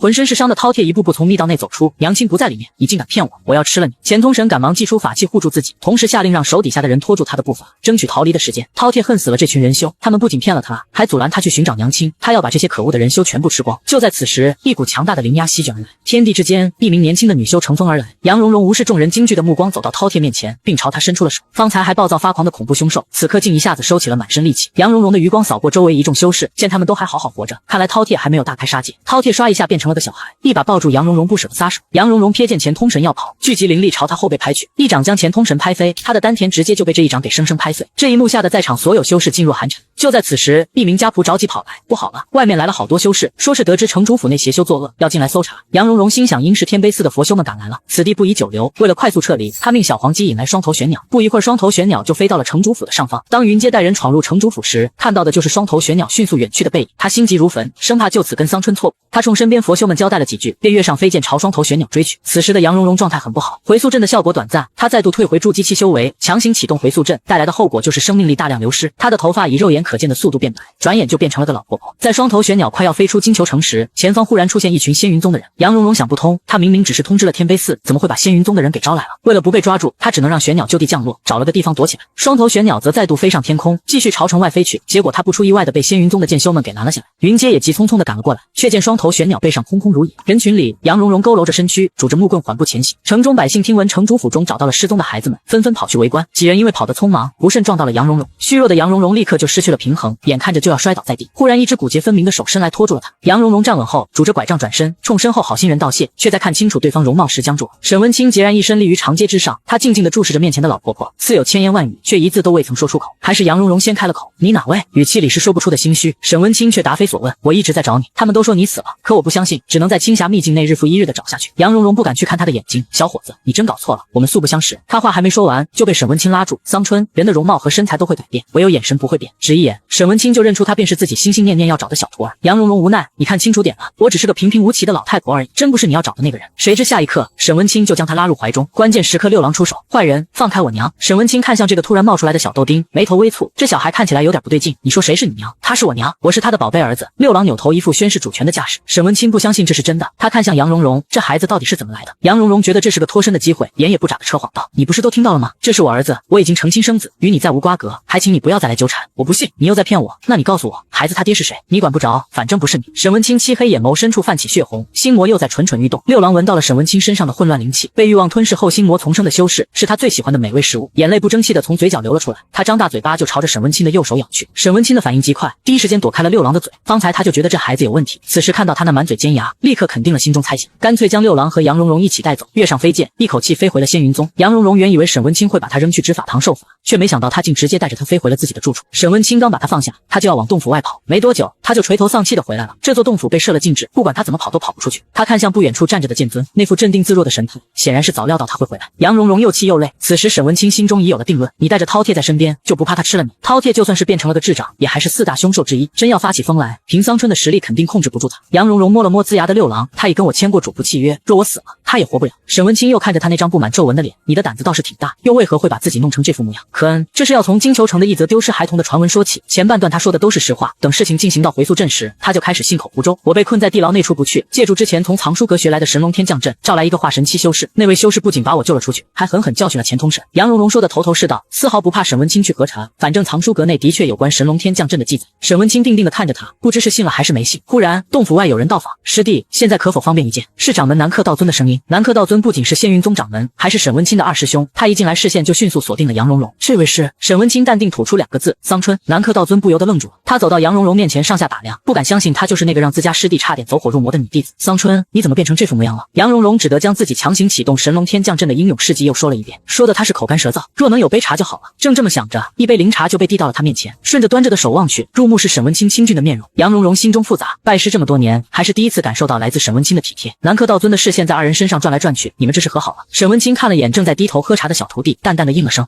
南柯道尊顿时就笑开了，那就赶紧挑个良辰吉日成亲吧。杨蓉蓉被吓得一口茶喷了出去，谁说我们要成亲了？按理说你良早该成亲了，要不是你跟呢？可恩，反正过去的都过去了，谁没犯过错呢？只要你能及时醒悟，以后一心一意的对待温清就够了。你如今这样子，怕是伤了寿元，且让我给你看看该怎么治好。杨蓉蓉表示婉拒，她生怕对方用此事作为条件要求她嫁给沈温清。南柯道尊一眼就看出她心中的顾虑，你和温清之间的事我不会过问的，我知道你不想留在仙云宗，我可以答应你，等你伤好之后，我便放你离开。闻言，沈温清薄唇微动，似是有话要说，结果话还没出口就被南柯道尊用眼神给对了回去。杨蓉蓉被南柯道尊说动了，她现在身体太虚弱了，就算想要逃跑都没力气。她点了点头，那边有老掌门了。南柯道尊抬起右手，一股柔和的灵力钻入杨蓉蓉体内，良久他抽回灵力，神色凝重，你强行启动阵法，本源严重受损，若放任不管，恐有性命之忧。虽有医治之法，但此法极其麻烦，想要补足桑春的寿元，得用另外一个人的寿元，天才地宝可以去寻，但世上没有人会舍得将自己的寿元分给别人。沈文清想也不想就脱口而出，用我的寿元。南柯道尊的目光从杨蓉蓉身上掠过，见他正怔怔地看着沈文清，不用细看也能知道他的眼中肯定闪烁着感动。杨蓉蓉扑通一声就给沈文清跪下了，师尊，你对我真是太好了，我这辈子一定给您当牛做马报答恩情。沈文清面无表情地看着他，不用你当牛做马。南柯道尊暗暗点头，没错没错，不用当牛做马，只需要他给他当媳妇就成。杨蓉蓉激动地哭嚎，那我给您当女儿吧，我比你年轻，以后等您老了不能动弹了，我就尽心尽力地伺候您，爹，女儿一定会好好孝顺您的。事情怎么突然就变成了这样？好不容易找回来的媳妇，转眼就变成了自己的闺女。南柯道尊不敢去看师弟此时的神色，呵呵，桑春啊，其实我刚才是跟你们开玩笑的。杨蓉蓉目露不解，二大爷，你说啥呢？南柯道尊被他这一声二大爷喊得大脑空白，呆滞几秒才僵硬开口，你不要喊我二大爷。其实还有一种极品灵草可以治好桑春的伤势，此物名曰翠圆花，3000年才开一朵，我手里正好就有这么一朵，等下温清随我回去拿吧。杨蓉蓉一时没反应过来，可您刚才说必须要用别人的寿元才能补足我的寿元，那是邪修才会使用的邪门歪道，我只是想跟你们开个玩笑，顺带让你看清楚你师尊对你有多好。另外我方才给你检查伤势时，发现你体内的灵根很多年前受过重创，可否说说到底是怎么受的伤，我也好对症下药，尽快帮你养好灵根。桑春入门30年，修炼颇为勤奋，但修为提升缓慢。沈文清原本还以为是他资质较差，却没想到是因为灵根受损。杨蓉蓉闻言不由得心动了，她不知道自己还要多久才能离开这个世界，倘若真的再也回不去了，那就只能尽力提升修为，才能在这个强者为尊的世界生存下去。是深渊之中的魔兽伤了我，再加上事后没有得到及时医治，我就这么落下了病根。南柯道尊不解桑春怎么会跑去深渊那种地方，但沈文清却已经猜到了，他是为了救林渊才会被魔兽打伤的。这么看来，他为了林渊当真是牺牲巨大。沈文清很想问他一句，他就真的那么爱林渊吗？他与林渊相比又如何？杨蓉蓉充满期待地看着南柯道尊，我的灵根真能养好吗？我会研究一下该怎么治好你的旧伤，等有结果了再通知你们。师弟，你先随我去拿翠园花。沈文清离开时并未恢复洞府的禁制，这也就意味着杨蓉蓉可以随时离开此地，但他又不想走了，他想要翠园花，还想要治好灵根旧伤。六郎扑过来委屈巴巴地问道，娘亲，我是不是快要有后爹了？杨蓉蓉笑道，嘿嘿，不是后爹，是爷爷。掌门的洞府位于天机峰山顶，他取出翠园花嘱咐道，一片花瓣泡一杯水，让桑春喝下，每天一杯，等到这朵翠园花的花瓣全部用完，他的本源就能恢复如初。沈文清接过道谢，正欲离开，南柯道尊忽然开口说了句，你若真想留下桑春，就不要对他用强。沈文清薄唇紧抿，他也是一把年纪的人了，没想到还要二师兄来教自己怎么追媳妇。我是过来人，懂得自然比你多，你若想娶到媳妇就听我的。良久，沈文清才道，我该怎么做？什么都不用做。桑春现在对你没什么好感，你做的越多错的越多，不如什么都不做，安静的陪在他身边，他想要什么你就给他什么。他若是真要走，便让他走好了，你可以跟他一起走。他遇到危险，你出手相救；他想看遍天下河山，你就一一满足他的愿望。情不是一朝一夕可以培养出来的，得慢慢来。沈文清明白了他的意思，多谢二师兄指点，我先回了。沈文清御剑飞回御剑峰，洞府内却空空如也。桑春怎么不见了？难道他偷偷跑掉了？方才他真以为能让桑春心甘情愿的留下，现在看来是他太天真了。不管他怎么退让，桑春都不会愿意留在他的身边。识海中的心魔又开始蠢蠢欲动，心魔在他耳边幸灾乐祸的徘徊。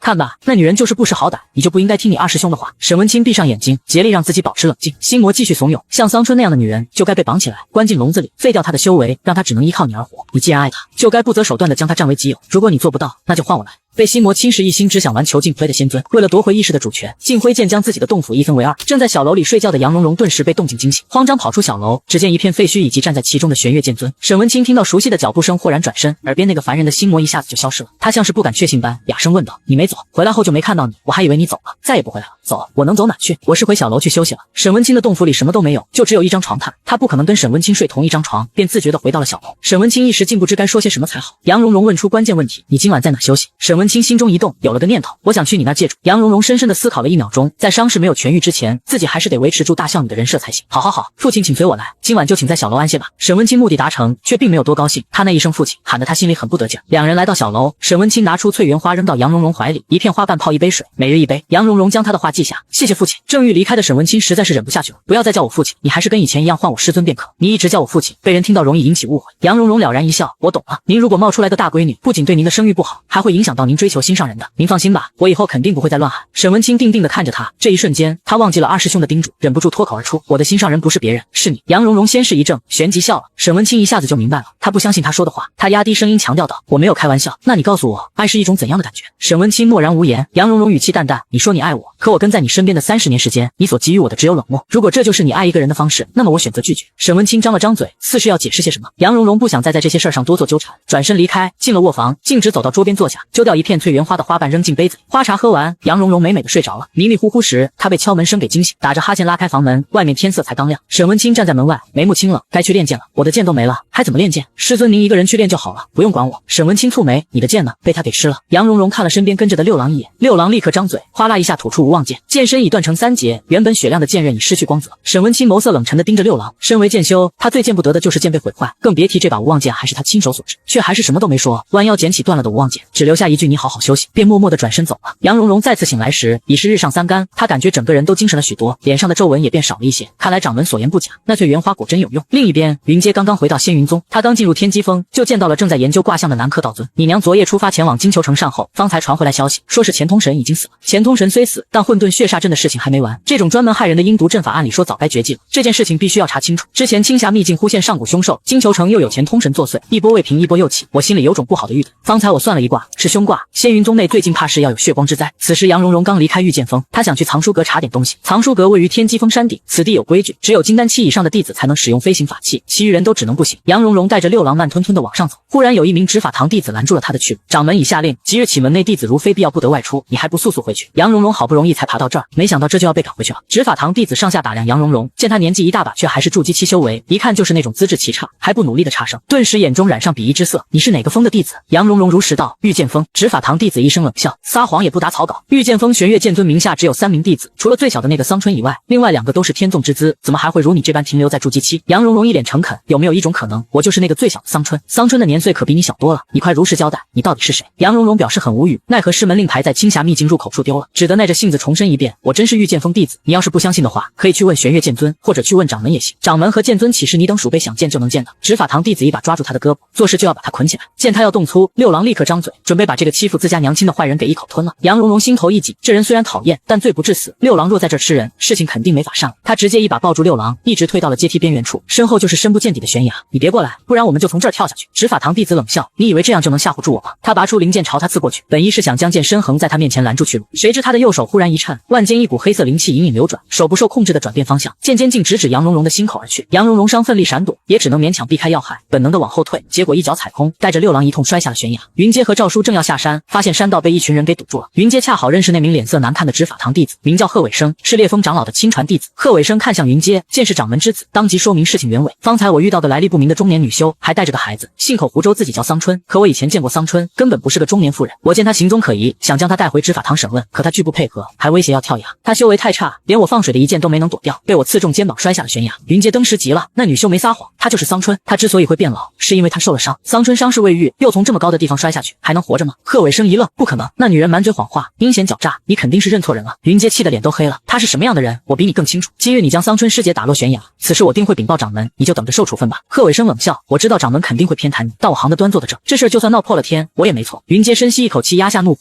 对着身边的赵叔迅速说道，救人要紧，我去悬崖下找人，你去御剑锋找沈师叔，快去。四下无人后，贺伟生还留在原地，他看向系在手腕上的一颗乌黑小珠子，一缕黑气自珠子内溢出，渐渐形成了一道模糊人影。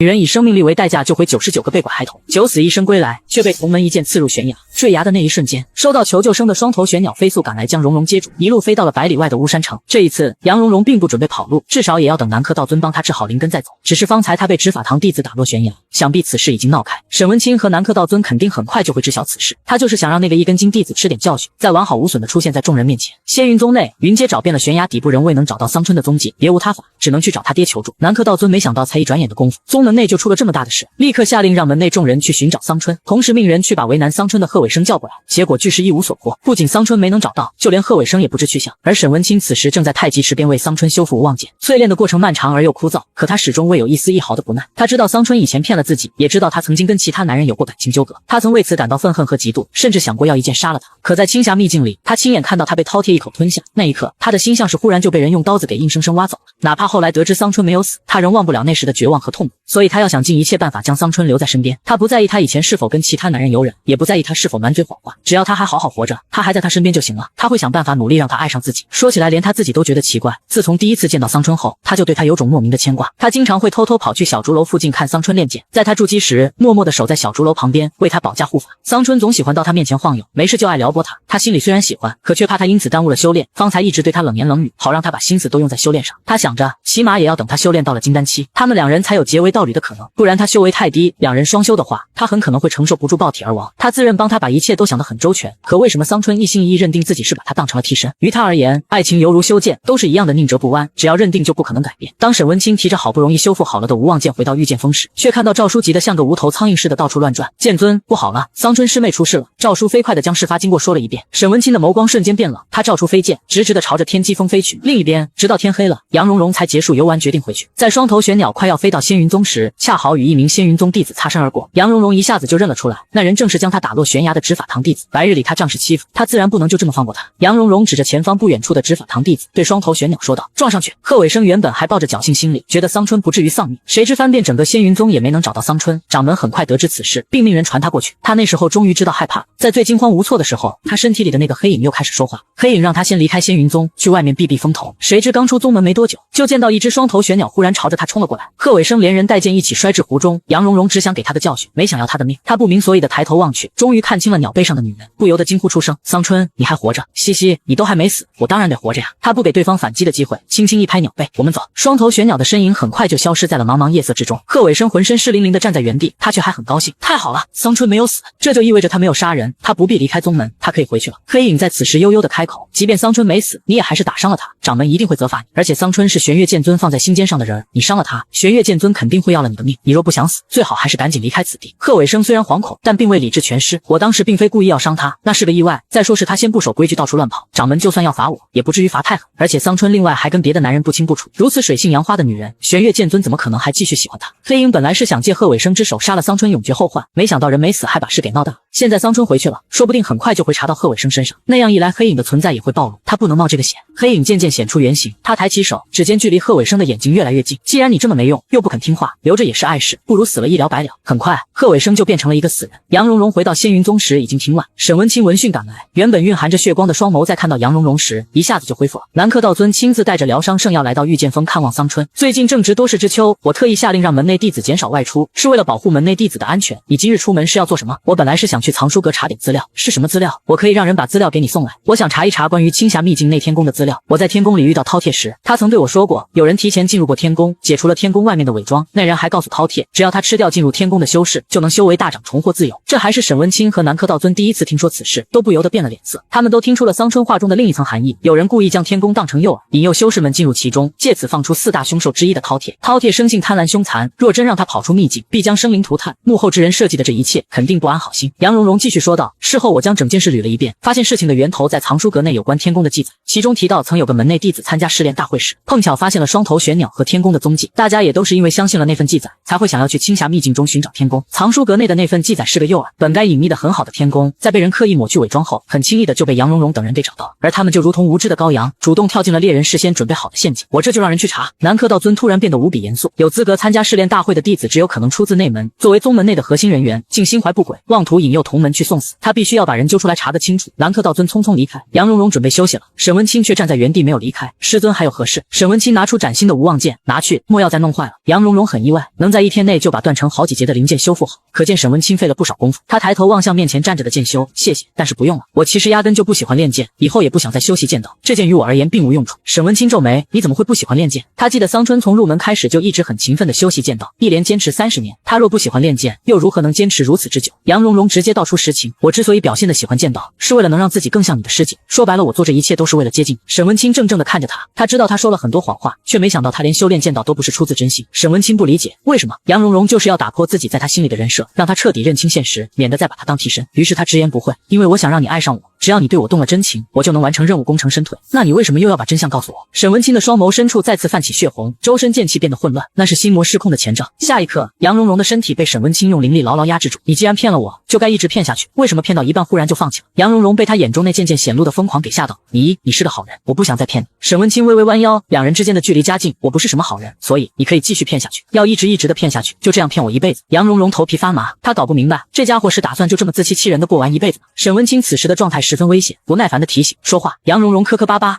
我知道了。沈文清这才又恢复成了平日里高冷淡漠的模样。他再度将无妄剑递去，收下。就算以后你不修炼剑道，也可以将它作为收藏，说不定能有一天派得上用场。杨蓉蓉双手接过无妄剑，心惊胆战，谢谢师尊。他微微颔首，随后便转身离开了。杨蓉蓉一屁股坐在床榻上，长舒了一口气，渐渐睡着了。次日天刚亮，他就被沈文清给叫醒了。他要带他去藏书阁。仙云宗的藏书阁共有9层楼，越是重要的藏书，位处的楼层就越高。真传弟子只可以借阅7层以下的藏书。以前杨蓉蓉天天来藏书阁看书，看的都是7层以下的书，如今有了沈文清的带领，直接就来到了第8层。杨蓉蓉看着这些珍稀藏书，万般欢喜，很快就沉浸在了知识的海洋之中。沈文清没有出声打扰，也没有要离开的意思。他找了个地方盘腿坐下，开始专心致志地打坐修炼，彼此互不干涉，气氛静谧又和谐。直到沈文清随身携带的传讯符忽然亮起，南柯道尊的声音随之传入他的耳中：师弟，你立刻和桑春来一趟执法堂，我有很重要的事要问你。沈文清微微蹙眉，执法堂是用来处置犯错弟子的地方，听二师兄的语气应该不是什么好事。杨蓉蓉恋恋不舍地离开藏书阁，他们刚一到执法堂外，早已等候在此的南柯道尊立刻走上前来：你们可算来了，到底出什么事了？昨天我离开御剑峰后，就找人去调查当初在藏书阁留下有关天宫线索的人是谁，现在已经有了结果。杨蓉蓉不由得追问：是谁？是贺伟生。自从昨天他将你打伤后就不知去向，今日宗门之人终于在梅子湖旁找到了他的尸首，死相十分凄惨，现在尸首就放在执法堂内。杨蓉蓉立刻迈步朝着执法堂内走去。贺伟生的尸身周身设有禁制，可保尸身始终维持原样，他死的的确十分很凄惨，想必是死前经受了极大的痛苦折磨。南柯道尊刚查到贺伟生头上，贺伟生就被人给杀了。杨蓉蓉不相信世上真有这妖巧的事，说不定正是幕后之人担心暴露身份，所以才杀了贺伟生灭口。杨蓉蓉正想着入神，忽然就听到一阵急躁的脚步声，烈风长老带着一众弟子匆匆走来，看到自家徒弟的凄惨死状，他悲痛万分。我可怜的徒儿啊，到底是谁害了你？桑春，是不是你杀了伟生？杨蓉蓉觉得莫名其妙，我杀他干嘛？昨日你和伟生发生冲突，他还失手把你打下悬崖，你心中当真就一点都不恨他？你就不想杀杀了他报仇吗？第一，贺伟生并非失手，他当时就是针对我动了杀心。第二，我确实非常厌恶贺伟生，但还不至于要杀了他的地步。第三，即便我真的想报复他，也可以去找师尊或掌门告状，由他们出面替我做主，岂不更加稳妥？烈风长老恶狠狠逼问：那你倒是说，为什么伟生的尸首附近会发现双头玄鸟的羽毛？杨蓉蓉很意外，双头玄鸟的羽毛在哪？烈风长老冲着门外吼道：掌门，你别以为你不说话，我就不知道羽毛在你那。南柯道尊不得不走进来，将那片羽毛拿了出来。烈风长老冲着杨蓉蓉吼道：证据确凿，你还有什么好说的？杨蓉蓉看着那熟悉的羽毛，很快想起来，我昨天回仙云宗的路上碰巧遇见贺伟生，他当时匆匆忙忙的像是要跑路，我为了报他的一箭之仇，就让双头玄鸟撞了他一下，但那一下没用多大力，在我离开时，我还亲眼看到贺伟生活得好好的。然而烈风长老根本就不相信他的说辞，果然是你杀了伟生，你早已暗中勾结上了魔族和鬼修，肯定是跟着他们学了些阴毒法术，趁伟生不备害死了他。我今日就要杀了你，替伟生报仇。说完，烈风长老就一掌挥出，六郎立刻跳起来挡在杨蓉蓉的面前，原本白净的脸上瞬间浮现出细密鳞片，嘴巴张开，露出锋利獠牙。同一时刻，无念剑落下，挡在杨蓉蓉面前。烈风长老看着六郎怒骂道：好你个桑春，不仅勾结外敌，还豢养凶兽，早该除之后快。沈文清冷冷道：桑春是我的人，有什么事尽管冲我来。好了好了，都冷静些，听我说两句好吗？南柯道尊走到烈风长老和杨蓉蓉中间的位置，我方才已经查验过贺伟生的尸首，杀他之人并未留下任何有用的线索。我借助通灵之术召唤出贺伟生的魂魄，想问清楚是谁杀了他，但奇怪的是，他的灵魂并不完整，以至于他的记忆也变得支离破碎，说明在他死后，有人对他的魂魄动了手脚。烈风长老再度将矛头对准杨蓉蓉，咬牙切齿。众所周知，鬼修最擅长伤人魂魄，桑春暗中勾结鬼帝，肯定是鬼帝教他怎么伤人魂魄的。他这么做就是为了隐瞒自己的罪行。沈文清冷声道：这一切都只是你的臆测。僵持之际，一个声音忽然响起：我可以用道心起誓。杨蓉蓉自认问心无愧，对方既然想要他给个交代，那他就如他们所愿。我以道心起誓，我若杀害了贺伟生，就让我修为尽毁，生死道消。这个誓言不可谓不狠绝。一时间，竟连烈风长老都说不出质疑的话，他都敢用道心起誓了，说明当真是问心无愧。烈风长老咬了咬牙，就算你不是凶手，也跟伟生的死脱不了干系。我不信这世上真有这样巧合的事。说实话，杨蓉蓉也不相信这一切都只是巧合，但她心里其实也有了一些猜测。但现在人多口杂，有些话不太好说。杨蓉蓉好整以暇的一笑：烈风长老不是想知道为什么会有这样巧的事吗？我可以告诉你答案，但你得让那些闲杂人等出去。烈风长老虽恼火于他的态度，但为了知道答案，他还是示意跟着的徒弟们先出去。等人都走了，执法堂内顿时就清静了许多。杨蓉蓉扭头看向一边的南柯道尊：掌门可还记得昨日我们商议的事情？你是说天宫线索的事吗？南柯道尊又将昨日桑春分析的内容复述了一遍。烈风长老虽然性子冲动，但并非完全没脑子，他听完就明白了杨蓉蓉的意思：你们是怀疑伟生被人给灭口了。杨蓉蓉耐着性子继续分析：我跟贺伟生素不相识，按理说我们无冤无仇，即便他看不惯我，也不至于众目睽睽下对我痛下杀手，除非他当时已猜到我去藏书阁是为了追查天宫之事，怕我查到他的头上，所以他想先下手为强，直接杀了我一了百了。不可能，伟生这孩子是一根筋，虽然宗门里很多人都不怎么喜欢他，可他心地不差，绝不会做出谋害同门的事。方才只是我的假设而已。其实我也觉得贺伟生不至于蠢到当众对我痛下杀手。在他挥剑朝我刺过来时，我发觉他的表情有些奇怪。现在回想起来，他那时的表情像是震惊和慌张。贺伟生不过是别人手中的一把刀而已，也许早在40年前，他就已经跟幕后之人有了联系。他在那人的忽悠之下，在藏书阁内留下了关于天宫的错误线索。如果我和云阶等人死在了天宫里，这一切都不会有人知道。可我们活着回来了，还把饕餮也带出来了，这意味着假线索的事很快就要瞒不住了。一旦我们查到贺伟生头上，幕后真凶的身份也会曝光。烈风长老眼中尽是恨意，此人居心叵测，当真该死。只可惜他那徒儿稀里糊涂成了枉死鬼。南柯道尊敏锐地抓住了重点，饕餮曾跟幕后真凶接触过，他应该知道幕后真凶是谁吧？杨蓉蓉按了下六郎的脑袋，告诉娘亲，那个抹去天宫伪装的人长什么样子？他穿着灰色长袍，脸上戴着白色面具，那个面具应该是个法宝，我无法透过面具看穿他的真面目。虽然还不知道幕后真凶的身份，但六郎也算是提供了一条有用的线索。南柯道尊和烈风长老打算以此为方向继续追查下去。杨蓉蓉暂时洗脱嫌疑，可以和沈文清一起返回御剑峰。接下来的几天里，杨蓉蓉每天都会去藏书阁看书，每次沈文清都会陪同。在杨蓉蓉快要将第9层的藏书看完了时，南柯道尊忽然来到御剑峰，他拿出一个小次品，这是修灵丹，它可以修复你的灵根，但这只能治标，若你想要彻底根治的话，还得去蓬莱仙岛寻一位龙。众所周知，龙族早已绝迹，他们的尸骨也已经湮灭在了历史的洪流之中，但蓬莱仙岛的岛主手里却收藏了一根龙。杨蓉蓉不免忧心起来，龙骨那么珍贵，蓬莱仙岛的岛主肯定不舍得割爱吧？沈文清却没有那么多顾虑，我这就去蓬莱仙岛。南柯道尊立刻道：你把桑春也一块带去吧，两人路上做个伴，还能互相有个照应。沈文清原本有些不愿，从仙云宗到蓬莱仙岛路途遥远，且蓬莱仙岛的岛主并不好相处，他不想让桑春跟着去受罪。可在触及南柯道尊充满暗示意味的眼神时，沈文清猜到师兄可能另有安排，于是他默认了师兄的提议。等杨蓉蓉离开后，沈文清开口询问：二师兄，为何非要让桑春跟我一起去蓬莱仙岛？南柯道尊微微一笑，这次去蓬莱，孤男寡女，日夜相伴，是个培养感情的好机会。还有最重要的一点是，魔尊凌渊找来了。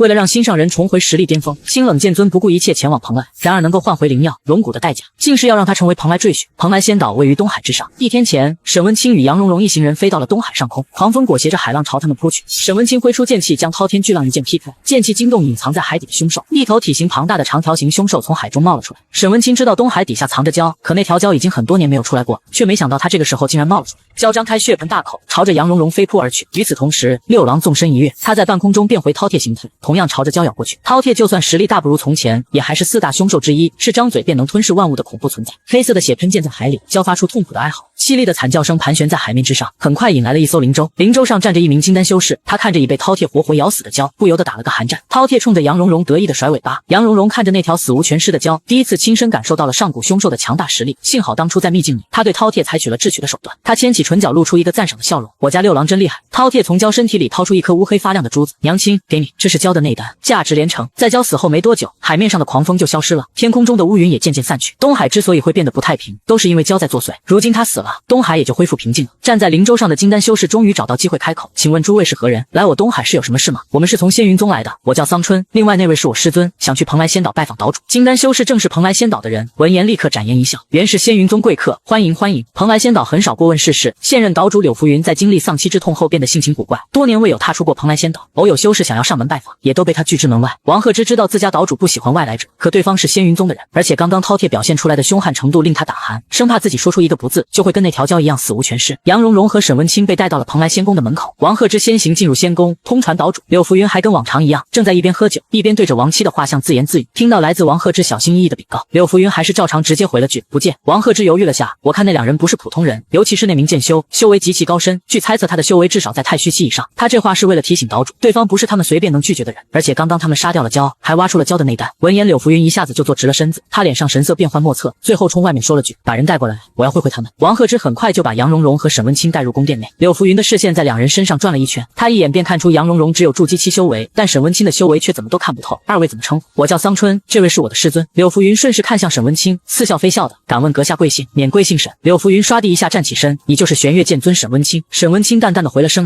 难怪连那条蛟都被杀了，凭你的本事杀他不难。”王鹤之张了张嘴，想说蛟并不是沈文清杀的，可见沈文清并没有否认的意思，他便不敢多言。柳浮云大步走到沈文清面前，上下打量他，脸上的笑容越来越浓郁：“不错不错，太不错了，不知玄月剑尊是否娶妻？”杨蓉蓉一下子就明白了，柳浮云这是想要给沈文清做媒啊。沈文清不答反问：“岛主为何要问这个？来，先坐下来，咱们慢慢的聊。”等沈文清和杨蓉蓉在桌边坐下，柳浮云命人送来瓜果茶点。沈文清平静的看着柳浮云：“岛主都不问问我们此次前来蓬莱仙岛的目的吗？”柳浮云这才顺势问了句：“二位不远万里来到蓬莱仙岛，所谓何事？”“我们想要向你借一样东西，只要是玄月剑尊开口，不管是什么东西，只要是我们蓬莱仙岛有的，都能赠予你。”沈文清也不客气，直接道：“我们想要的是龙骨。”闻言，柳浮云脸上的笑容一下子就消失了：“你可知龙骨有多珍贵？只要岛主愿意割爱，只要你想要，不管是什么，我都可以尽力寻来跟你交换。我不需要任何东西，我只想要你答应我一件事。何事？岛主请说。”柳浮云嘴角含笑：“只要你娶我的女儿冰碧为妻，我就将龙骨无偿送给你们。”沈文清毫不犹豫地回绝了柳浮云的要求。柳浮云的表情顿时就变得很不好看：“你都没见过冰碧，就拒绝了我的提议，看来你是瞧不上我们这种小门小户的。”沈文清平静解释：“我之所以拒绝，不是因为瞧不上你们，而是因为我已经与桑春定亲了，我已有心仪之人，自不会再另娶他人。想必刘岛主也不会愿意将令千金嫁给一个心有所属的男子。”直到此时此刻，柳浮云才第一次认真的去打量杨蓉蓉，没想到这个被他刻意忽视了的女修，竟会是沈文清的未婚妻。他眉头紧皱：“玄月剑尊怎么会看上你？”沈文清蹙眉：“刘岛主，桑春很好，请你对他放尊重些。”杨蓉蓉本人倒是没生气，大概是因为我这张脸长得太好了吧，因为他这张脸跟他的白月光世界长得相似，他才会看得上他呀。柳浮云还以为杨蓉蓉是在自恋，不由得嗤笑出声：“就凭你这副相貌，与我家冰碧比起来，差了可不是一星半点。”沈文清严肃道：“我心仪的是桑春这个人，与他的外表无关，还望刘岛主不要再拿他的相貌说事。他这副护犊子的表现，显然是真的很看重桑春。”柳浮云意兴阑珊：“既然玄月剑尊不愿答应我的提议，那就请两位离开吧。”面对他的逐客令，沈文清纹丝不动，只要他不想走，就没人能赶得走他。柳浮云见状心生一计，看在剑尊不远万里亲自求上门的份上，我可以再给你们一个机会。东海最近发生了一件怪事，每到午夜，海上就会出现大量幻象，很多人都因此失踪，只要你们能解决，我就将龙骨给你们，如何？沈文清一口答应：“可以，那我就在此静候佳音了。”待两人走后，王鹤之忍不住看向自家岛主：“明明知道那些幻象是因为海底的那个东西，您怎么还让他们去查？万一他们被那个东西给吞了怎么办？是他们自愿答应去查的，就算他们不幸死在了海上，那也只能怪他们自己倒霉。”王鹤之忧心忡忡，岛主自从夫人亡故后，性格就变得非常极端，这世上唯一还能让他感到在意的人，就只有女儿柳冰碧。在他看来，唯有沈文清那般强大的人物才能配得上女儿，可偏偏沈文清直接就拒绝了他的提亲。柳浮云心里自是大为恼火，他让沈文清二人去解决海上幻象的事件，明面上是给了他们一次机会，其实是故意给两人挖坑。王鹤之知道仅凭自己无法让岛主改变主意，于是他私下里悄悄找到了柳冰碧。柳冰碧生得貌若天仙，确实是难得一见的绝世美人。她是天生的玄冰灵体，可以自由操纵冰霜的力量，但可惜的是，她的丹田有残缺，无法储存灵气。无论怎么努力修炼，吸纳来的灵气都会从丹田的残缺处流失。王鹤之将沈文清上门求取龙骨的事情说了出来，苦口婆心的道：“沈文清若在东海遭遇意外，仙云宗肯定不会放过咱们的。大小姐，岛主一向最听您的话，您快去劝劝他吧。”柳冰碧苦笑，父亲若真听我的话，他就不会自暴自弃，整日醉生梦死。思索良久，他站起身：“你陪我出门一趟，我想找那两人聊聊。”沈文清和杨蓉蓉离开仙宫后，便住进了岛上唯一一家客栈。没想到才歇脚半刻，蓬莱仙宫的大小姐就突然找上门来了。杨蓉蓉趁机打量柳冰碧，这位大小姐生的花容月貌，跟沈文清确实是郎才女貌，非常般配。沈文清却连看都没看柳冰碧一眼。柳冰碧抬眸看向坐在对面的剑修：“我这次前来，是想告诉你们，东海的幻象跟浮生镜有关，那些失踪的人是被浮生镜给吸进去了。浮生镜是上古时期的一件法宝，传说境内藏着3000世界，一旦被它吸进去，就会彻底迷失，再也无法离开。浮生镜这么多年来一直处在沉睡状态，和蓬莱仙宫都相安无事，没想到前不久它忽然苏醒，连带着藏在海底的蛟也受到刺激。你们想要解决东海出现的幻象，就一定也会被浮生镜吸进去，这是一条死路，我劝你们最好是放弃。”杨蓉蓉一向听劝，她正要点头，就听到沈文清面无表情地说道：“我们一定会解决东海出现的幻象。”柳冰碧微微蹙眉，此事涉及浮生镜，即便是玄月剑尊也不一定能全身而退，非常危险。沈文清却很坚持：“我们既然来了蓬莱仙岛，就没想过要空手而归，我一定要拿到龙骨。”柳冰碧见他不听劝，只得扭头看向杨蓉蓉：“你难道要跟着他一起去送死吗？”杨蓉蓉当然不想去送死，可沈文清是为了他才想要得到龙骨的，我们也没有别的办法，这是你爹开出的条件，要么娶你，要么解决东海的幻象，我们只能2选1。柳冰碧心里清楚，父亲之所以想让她嫁给沈文清，是因为沈文清实力强大，即便他不能修炼，以后依靠着沈文清也能过得不错。可人心一变，这世上唯一能靠得住的只有自己，他不愿如菟丝花般依附别人而活。沉吟片刻，柳冰碧想出了个主意：“剑尊，我们可以假结婚，等我爹将龙骨交给你们，你们就可以离开蓬莱仙岛，如此一来，你们既不用冒险，又能如愿得到龙骨。”杨蓉蓉眼睛一亮，这的确是个好主意，但很快她又冷静下来，问出了心里的疑惑：“你能从中得到什么？”“我这具身体天生有残缺，无法修炼，可父亲只有我一个女儿，蓬莱仙宫未来势必是要由我来继承。只要我与剑尊成了名义上的夫妻，蓬莱仙宫与仙云宗便是姻亲。如此一来，即便我没有修为，外人也不敢小瞧我们蓬莱仙宫。不管对哪一方来说，假结婚的计划都是有利的。”然而沈文清连一下都没有犹豫，就直接拒绝了。“为何不行？我们只是假结婚，等成亲后你们就能离开蓬莱仙岛，你依旧可以跟你的心上人双宿双栖，对你而言没有任何损失。”沈文清表情严肃：“婚姻不是能拿来作为利益交换的筹码，为了得到龙骨，我可以做任何事，哪怕付出性命，唯独成亲一事不行。”柳冰碧虽然不甘，却也无可奈何。她冲杨蓉蓉露出一个苦涩的笑容：“你真幸运，能有这么一个爱你的男人。”杨蓉蓉并不觉得沈文清拒绝假结婚是为了她，她分明是记挂着白月光师姐。柳冰碧叹了口气：“既然你们不愿接受假结婚的提议，那就当我没提过这件事吧，恕我打扰，告辞。”见他起身欲走，杨蓉蓉忙叫住他：“其实合作的方式有很多种，不一定非要联姻，姻亲关系只能维持你这一辈，可盟友关系却能延续一代又一代，这不比假结婚带来的好处更多吗？”柳冰碧狠狠地心动了，她没有思索多久就答应了下来：“成交，我可以为你们提供一切东海已知的线索。”杨蓉蓉伸出右手：“合作愉快。”柳冰碧愣住，不明白他这个动作是什么意思。杨蓉蓉拉起他的手交握，上下摇了摇：“以后我们就是伙伴了。”沈文清将他的小动作看在眼里，沉声提醒：“该说正事了。”柳冰碧察觉到沈文清心情不好，不禁哑然，没想到堂堂的玄月剑尊竟然是个醋坛子，连他一个女子的醋都要吃，未免被剑尊记恨上。他识趣地缩回手，继续说道：“我从未亲眼见到过浮生镜，并不清楚它到底藏在哪，只是蓬莱仙岛底下藏有一件秘宝，能够感受到浮生镜的变化。在东海出现幻象的同时，那件秘宝给出了警示，所以我们才猜测那些幻象很可能跟浮生镜有关。我们也曾派人去海上探查此事，结果那些人全都一去不复返。”杨蓉蓉一边思索一边说道：“那些人只是失踪，不一定就是死了，反正我们待在这儿什么也做不了，不如去海上碰碰运气，看看能否找到浮生镜忽然出现的原因。可是，一旦被浮生镜吸进去，就不可能再出得来，那跟死了有什么区别？我建议你们还是另外再想个办法，别拿自己的性命冒险。这个办法是很冒险，可我们目前掌握的线索太少了，富贵险中求，赌一把试试看吧。”杨蓉蓉和沈文清还是决定亲自去海上探查。柳冰碧劝说无效，转而道：“夜晚的东海大雾漫天，我让人给你们安排一艘灵舟，灵舟能自行前进，并且自带防护法阵，普通风浪根本近不了身。”柳冰碧站在渡口目送他们远去：“我会一直在这儿等候你们归来，祝你们一帆风顺。”海上大雾弥漫，放眼望去只能看到黑漆漆的一片。灵舟前段挂着一只小灯笼，杨蓉蓉从乾坤袋里拿出一张符箓，拍在灯笼上面，灯笼的亮度立刻就提升了好几倍，他们的视野范围也随之扩大了许多。杨蓉蓉又拿出一叠符箓吆喝：“我这儿还有很多新货，每张符箓都有不同的功效，特别有意思哦，师尊要不要试试啊？”沈文清面无表情，不为所动：“我不需要。”“试试吗？你随便抽一张试试，好不好吗？”沈文清被他软软的声音勾得心里酥麻，智力随之下滑，鬼使神差地伸出右手，从那一叠符箓中抽出了一张。等他回过神来时，已经晚了。杨蓉蓉不给反悔的机会，一把将那张符纸拍在了他身上。沈文清看着贴在自己心口的符箓，金光一闪，并没发觉自己的身体有什么变化。可等他抬起头，却见杨蓉蓉正直勾勾地盯着他的头顶。他又摸了一把自己头顶，仍是什么都没摸到，这让沈文清不由得疑惑起来：“你在看什么？”杨蓉蓉捂嘴笑：“不告诉你。”在使用了刚才那张符咒后，沈文清的头顶上方就出现了一个对话框，心里的想法会像弹幕般同步在对话框内，而这个对话框只有杨蓉蓉一个人能看得到。此时杨蓉蓉看到沈文清头顶的对话框冒出一句话，她笑起来真可爱。杨蓉蓉一下没忍住，被自己的笑声给呛到了。沈文清伸手轻轻拍了下她的后背，你没事吧？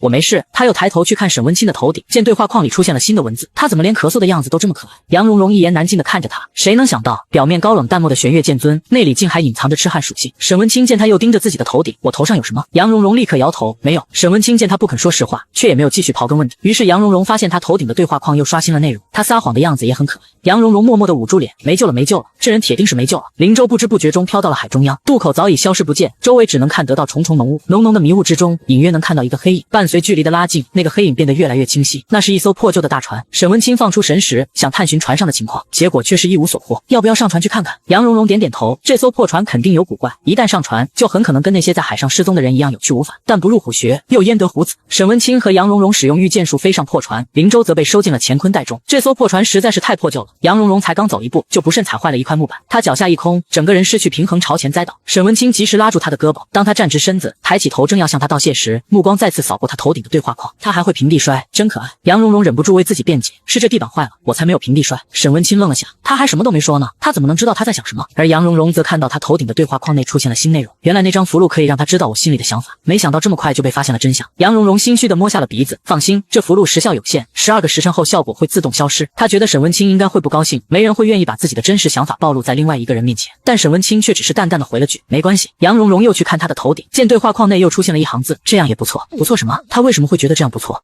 表面冰冷绝情的禁欲师尊，实则却是个内心闷骚的纯爱战神。若不是蓉蓉机缘巧合下看到了他的心声，他到死也不会相信师尊竟然如此羞耻。漆黑的大海之上，师徒二人进退两难，往后是不见底的深海，往前则是吃人不吐骨头的幻境。杨蓉蓉试着放出神识，结果却以失败告终。忽然两人感觉眼前一花，原本一片死寂的船上出现了很多人，船身四周亮起花灯，船舱内传出悠扬琴声，两名姑娘从杨蓉蓉身边路过。这些都是幻象，就连大成期的沈文清都无法看穿他们的真身，说明操控幻象的人实力远在他们之上。一位花枝招展的红衣女子从船舱里走，二位看着面生，是新来的吧？这里是哪儿？你又是谁？我们怎么会出现在这儿？你叫我红娘子就好了。咱们这艘画舫名叫长日，凡是来了咱们坊的客人呀，都对这儿满意的不得了，保证让你们乐不思蜀。红娘子上前一把牵起蓉蓉的手，小妹妹别害怕，长日坊安全的很，没有坏人，你跟我来，我带你去见识一下什么才叫做人间仙境。杨蓉蓉任由红娘子拉着自己往前走，沈文清默默地跟在了他们的身后。在走进船舱前的一刻，杨蓉蓉忽然顿下脚步，我感觉自己好像忘了什么东西。红娘子一笑，既然都已经忘了，肯定就不是什么重要的东西，咱们先进去吧。船舱内，曼妙的舞姬在台上跳舞，俊美的琴师抚琴伴奏，每张桌子上都摆满了美酒佳肴，看客们推杯换盏，谈笑风生。红娘子让杨蓉蓉和沈文清坐下，随后又亲自给他们两人倒酒。这酒名叫黄粱，是咱们秘制的极品美酒，快尝尝吧，我相信你们一定会爱上这滋味。浓郁的酒香直往杨蓉蓉的鼻子里钻，她分明都还没有喝酒，却有种醉了的感觉。她努力维持住清醒，婉言谢绝，抱歉，我从不喝酒。沈文清同样拒绝，我也不喝。就在两人说完话的一刹那，方才还热闹非凡的船舱瞬间变得落针可闻，所有人齐刷刷的扭头看向杨蓉蓉和沈文清。红娘子脸上已没了笑容，端起酒杯送到杨蓉蓉唇边，黄粱跟外面的酒不一样，它只会让你无比快乐，你若不信，可以喝一小口试试。杨蓉蓉和沈文清心里都清楚，这酒不能喝，否则他们就很可能跟以前那些失踪了的人一样，永远都回不去。杨蓉蓉露出委屈又无奈的神情，你别这样，我好害怕，你把酒杯给我，我自己喝。红娘子将酒杯塞进他手里，眼睛仍旧一眨不眨盯着他。杨蓉蓉端着酒杯，借着低头喝酒的动作，悄悄看了眼身边坐着的沈文清。他虽没说话，但杨蓉蓉能看到他头顶的对话框，把酒倒。